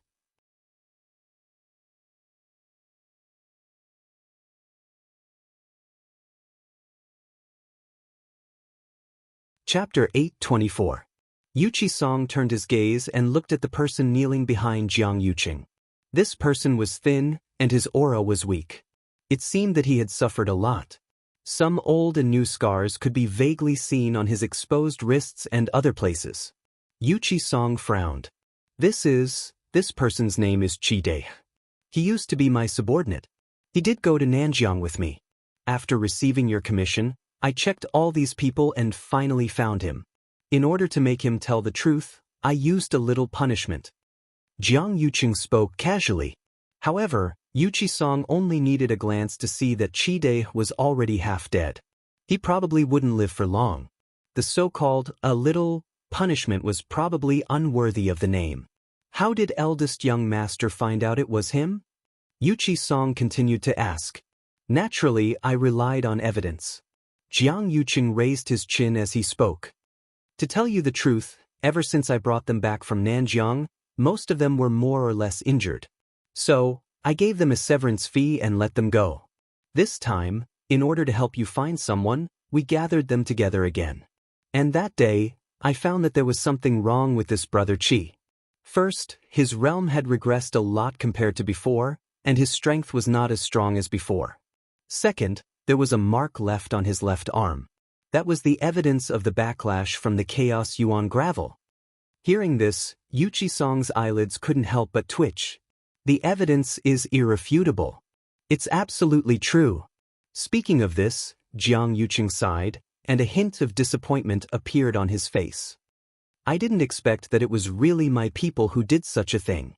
They almost harmed the entire Chongshu Pavilion. Today, I personally brought Qi Dai here to give you an explanation and also to apologize to you in person. It's all because of my poor discipline that such a thing happened. My heart is filled with guilt. Jiang Yuqing's words were sincere and sincere. If someone else were to hear these words, they would definitely be moved. However, the Yuqi Song was an exception. He took 2 steps forward and carefully examined Qi Dai. At this moment, Qi Dai was kneeling on the ground with his hands tied behind his back. His eyes were lifeless as if his soul had been sucked out of his body. Even when Yuqi Song walked behind him to check his arm, he didn't move at all. It was as if he didn't care about anything. Yuqi Song asked casually, "Why does he look so strange?" Jiang Yuqing explained unhurriedly, "That's because he tried to escape and was captured. However, during the fight he was severely injured, especially his head. That's why he ended up like this." Yuqi Song sneered inwardly. This Jiang Yuqing could really lie without blushing. His ability to write, direct, and act was really strong. He just casually found a scapegoat and prepared all the evidence that he needed, making it difficult for others to deny it. It just so happened that this person was injured and couldn't argue for himself. In the end, of course, he could only accept whatever Jiang Yuqing said. In the end, Jiang Yuqing was fully prepared. That was why he dared to swagger in like this today. Yuqi Song glanced at Qi Dai and found that there was really a red mark on his arm. The other symptoms on his body were exactly the same as the backlash from the messed Yuan gravel. It could be seen that Jiang Yuqing had put in a lot of effort for this. Yuqi Song thought so in his heart, but he didn't show it on his face. Jiang Yuqing was calm and composed. He wasn't worried in the slightest. He knew that these things could deceive ordinary people, but they might not be able to deceive an old fox like Yu Qisong. But so what? Now that all of this was in front of him, it was difficult for Yu Qisong to deny it. If he didn't believe it, how could he find evidence to prove that all of this had nothing to do with Qide and that everything was done by him, Jiang Yuqing? Jiang Yuqing was certain that Yu Qisong couldn't do it. No matter what, this matter would only end this way. Yu Qisong glanced at Qide without batting an eyelid, and his heart skipped a beat. Immediately, he straightened up and said in a deep voice, he was indeed bitten by the messed yuan gravel. There's no doubt that it should be him. As he spoke, he turned his head and looked at Jiang Yuqing. Eldest young Master Jiang, have you asked him why he did this? Jiang Yuqing was stunned for a moment and shook his head. Yu Qisong's expression tensed up a lot, as if he still couldn't let it go. This was normal. Qide was an ordinary person to begin with. Why would he target Chongshu Pavilion for no reason? And the group of people who attacked Chongshu Pavilion clearly had an extraordinary background. There must be other people behind Qide, Yu Qisong said in a deep voice. Jiang Yuqing's eyes twitched, but he still controlled his expression very well. I have the same thoughts as you, but this Qide is very tight-lipped. No matter how we interrogate him, we can't get anything out of him. But no matter what, I'll hand him over to you first as an explanation. Yu Qisong's expression relaxed a little. Thank you for your help this time, eldest young Master Jiang. Then leave this person to Chongshu Pavilion. How about it? Of course. Jiang Yuqing cupped his hands. Although I don't know why Qide is like this, he used to be my man. So I'm very sorry about this. Yu Qisong looked at his hypocritical appearance and felt even more disgusted. He turned around and hid the expression in his eyes. Eldest young Master Jiang, you don't have to be like this. He is him and you are you. If I was wrong before, it was all because I was anxious. Jiang Yuqing smiled. Pavilion Master Wei Qi is magnanimous. I should be the one apologizing to you. Yu Qisong didn't dwell on this for too long.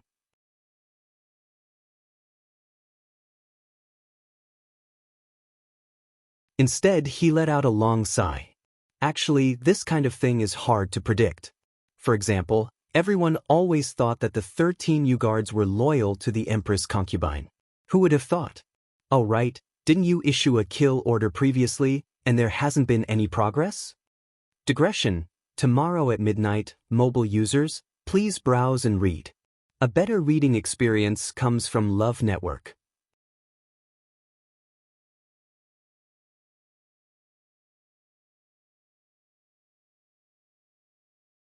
Chapter 825. When he heard Yu Qisong mention the 13 Yu guards, Jiang Yuqing was stunned and subconsciously frowned. But it was only for a moment before his expression returned to normal. Not yet. Jiang Yuqing shook his head. As you know, the 13 Yu guards are all very powerful. It's extremely difficult to find them. At that time, they had used all their means to transfer the 13 Yu guards out of Xiling before they attacked Shanghai Yu. Actually, the 13 Yu guards had already sensed that something was wrong, so they had rushed back at full speed. But when they returned to Xiling, they saw a raging fire that had almost completely surrounded the Imperial Ancestral Hall. Not long after, the 13 Yu guards had all returned to Xiling. They were suspicious of Shanghai Yu's death and immediately wanted to investigate. The first to bear the brunt was Jiang Yuqing. Therefore, Jiang Yuqing made a prompt decision to counterattack. He directly announced to the public that the 13 Yu guards had colluded with the enemy and betrayed their master. That day, he directly issued the order to kill them. The 13 Yu guards were powerful. Any one of them was a top figure. But at that time, Xiling City was basically under Jiang Yuqing's control. He had the upper hand in all aspects. Most importantly, he also had the military power of the Black Cavalry in his hands. Under such circumstances, the 13 Yu guards were no match for Jiang Yuqing. So, they fled on their own and disappeared without a trace. Now that he thought about it, it had been almost 2 years. During this time, Jiang Yuqing had repeatedly ordered people to search for them, but there was no progress. He was very clear that the most likely reason why they could hide for so long was that they had already left the Tianling dynasty and gone outside heaven's canopy. If that was the case, the chances of finding them would be even lower. Although he rarely mentioned it, Jiang Yuqing had always been worried that the 13 U-guards were on the run.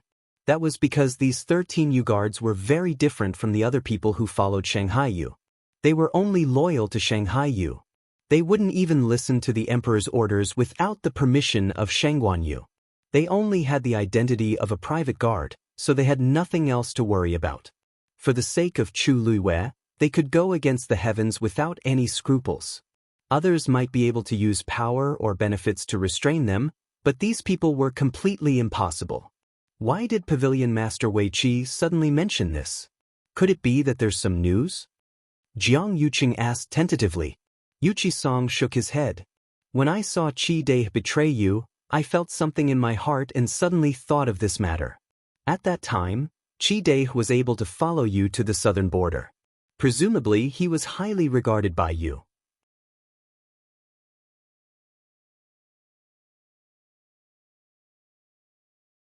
Who would have thought that he would actually fall to such a state in the end? It can be seen that the human heart is unpredictable in this world. Sometimes, you trust him completely, but you don't know that he will backstab you. Jiang Yuqing's face stiffened for a moment. Pavilion Master Yuqi is right. This kind of person might be arrogant and proud after he succeeds, but one day, retribution will come sooner or later. Young Master Jiang, don't you think so? Jiang Yuqing's expression was somewhat difficult to maintain. Such words were too harsh to his ears. He carefully looked at Yuqi Song's face, and for a moment, even suspected that he was talking about himself. But Yuqi Song's expression was calm, and nothing could be seen. In the end, Jiang Yuqing felt embarrassed and took the initiative to take his leave. Since I've already brought him here, I'll leave the rest to you. I won't continue to disturb you. Yuqi Song didn't urge him to stay and let him leave just like that. After Jiang Yuqing left, Yuqi Song closed the door and walked to Qi Dai's side. With a flash of silver light in his hand, he cut the rope around Qi Dai's wrist. There were deep ligature marks on Qi Dai's wrist, but these superficial injuries were nothing to him now. Because the new injuries on his body overlapped with the old ones, there were countless of them. Now, he was basically half dead. Wei Qi Song took his pulse, and his brows gradually furrowed. Qi Dai's physical condition was indeed very bad. Internally, he was suffering from the backlash of the Chaos Yuan gravel, and externally, he was suffering from all kinds of pain and suffering. He was only alive now because Jiang Yuqing deliberately let him hang on to his last breath, so that he could report back to Yuqi Song. In fact, Qi Dai wouldn't live for more than half a month in his current state. And in this half a month, he was unconscious and confused. No one could get half a word out of him. Yuqi Song took out a pill and fed it to him. Then he called 2 disciples and only said that this person's identity was very important and that they must take good care of him. Since the pavilion master had said so, the people below naturally did as they were told and carefully took Qi Dai away. Most of the disciples in Chongshu Pavilion were celestial physician, and they were best at this kind of thing. On the other side, Yuqi Song began to personally refine medicine for Qi Dai. Everyone was very surprised to see such a scene. This Qi Dai was brought here by Jiang Yuqing. They didn't know his identity, but he was already half dead. The pavilion master actually planned to spend so much effort to save him? Although they were curious, they still obeyed the pavilion master's orders obediently. Thus, Qi Dai settled down in Chongshu Pavilion just like that. After Jiang Yuqing left Chongshu Pavilion, he planned to return to the Jiang mansion. After resolving the matter that had been hanging in his heart for many days, his mood was much better. Anyway, he had sent the person over, and the evidence was conclusive. There was no denying it. Yuqi Song had to believe it even if he didn't want to. Qi Dai was dying. Even if he could live for a few more days, his brain was already damaged and he couldn't get anything out of him. Even if Yuqi Song still had doubts about this matter, he had no reason or excuse to trouble him. After all these days, there was finally something comforting. Jiang Yuqing let out a long sigh. However, when he thought of Qi Dai, He couldn't help but think of Xia Mu from before. It was as if that person had suddenly disappeared without a trace. After such a long time, he still couldn't find him even after he had turned the entire West Hill upside down. It was as if everything that happened that day was just a dream. However, there was still a scar on his lower abdomen, constantly reminding him of the humiliation he had suffered that day. As he walked, Jiang Yuqing gradually felt that something was wrong. It was as if a pair of eyes were watching him in the dark. Jiang Yuqing stopped in his tracks and looked back. However, he didn't see anyone. As for that faintly discernible line of sight, it also disappeared. Jiang Yuqing knitted his brows, turned around, and continued walking forward. He focused his mind, but the feeling of being watched didn't appear again. Could it really be his imagination? After some time, Jiang Yuqing suddenly realized that he had unknowingly arrived at Xenli Garden. Thinking of the stolen zither, Jiang Yuqing hesitated for a moment, but still walked in. Mobile users, please browse for a better reading experience from Love Network.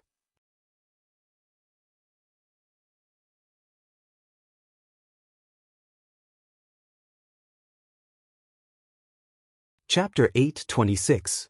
As he walked in, the people in Xenli Garden bowed respectfully when they saw Jiang Yuqing. Jiang Yuqing didn't pay much attention to them and went straight to Thousand View Garden.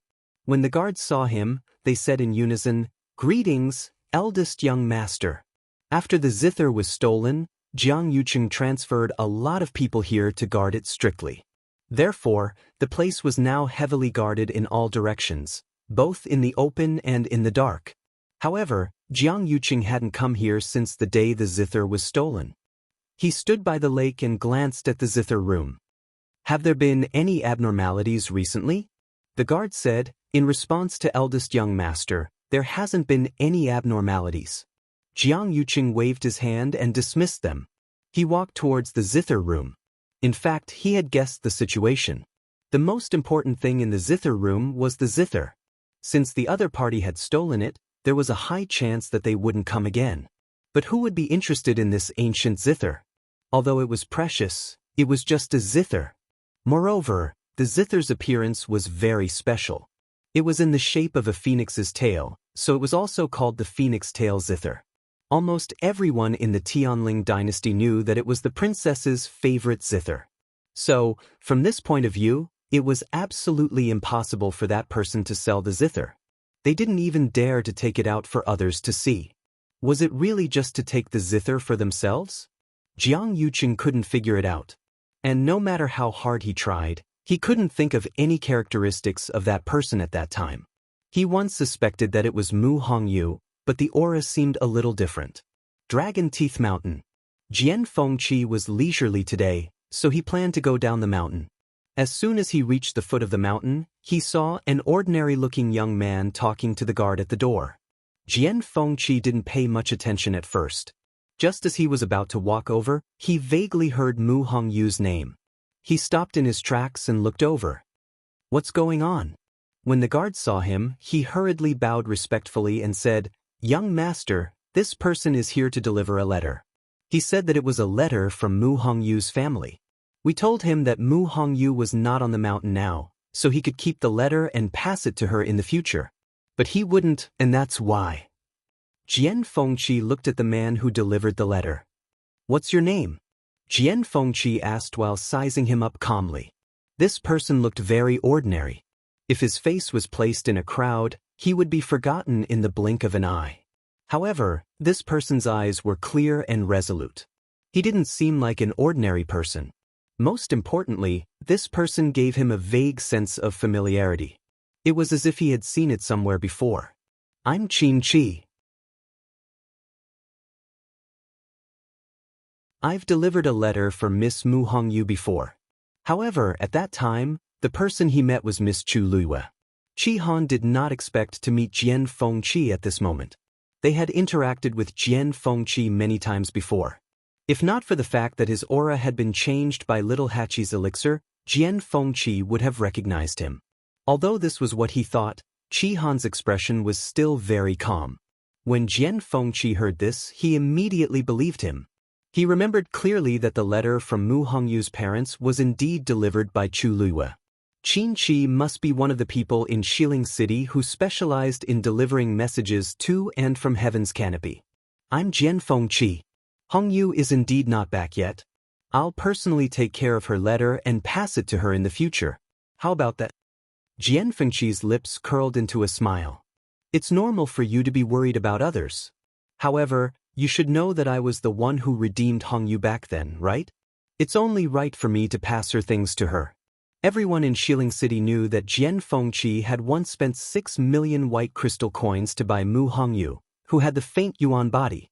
According to the laws of the Tianling dynasty, Mu Hongyu was Jian Fengqi's slave, and everything that belonged to her naturally belonged to Jian Fengqi. No one was more qualified to hold this letter than Jian Fengqi. Jian Fengqi did not like to talk about this normally, and he had never regarded himself as the owner. In fact, everyone on Dragon Teeth Mountain treated Mu Hongyu as an equal and did not look down on her because of her status. But at this point, Jian Fengqi was very clear that if he wanted to get this letter, using this excuse would be the most effective. As expected, the man opposite him hesitated for a moment, then took out a letter and passed it over. Then please take good care of it, young Master Jian. When you see her in the future, you must pass it to her immediately. Jian Fengqi stretched out his hand, and his slender fingers gently pinched the letter before he took it over with a light smile. He chuckled and said, "Of course." Qi Han hesitated for a moment and said, "Also, if you see Miss Chu Luiyue, please pass this letter to her." Jian Fengqi was stunned. "Why is that?" Qi Han paused. "Because Miss Chu Luiyue's family has sent us letters on time, but there hasn't been any news recently. I don't know if something has happened. Miss Mu Hongyu is an old acquaintance of hers. Perhaps she will mention it in the letter." Jian Fengqi narrowed his eyes. "I didn't expect you to be so concerned about Lu Yu's affairs. Miss Lu Yu is our regular customer, and she is very generous. Naturally, we will pay more attention to her." Qi Han's expression did not change as he explained. Jian Fengqi did not comment. In this line of work, as long as they were paid more, they would be more efficient. It was normal for Chu Luiyue to be generous to them. After all, she had been in Xiling for a few months and had not returned to Yaoqin. This was the only way to contact her family. "The letter has been delivered. If there's nothing else, I will take my leave first." With that, Qi Han simply turned and left. He did not want to say so much at first, but Her Highness had not returned ever since she went to Dahuang Swamp. He could not contact her no matter what, and all kinds of rumors were rampant in Xiling City. He could not help but be worried. Jian Fengqi looked down and saw that the letter was indeed addressed to Mu Hongyu. He recognized the handwriting. It was exactly the same as the previous letter.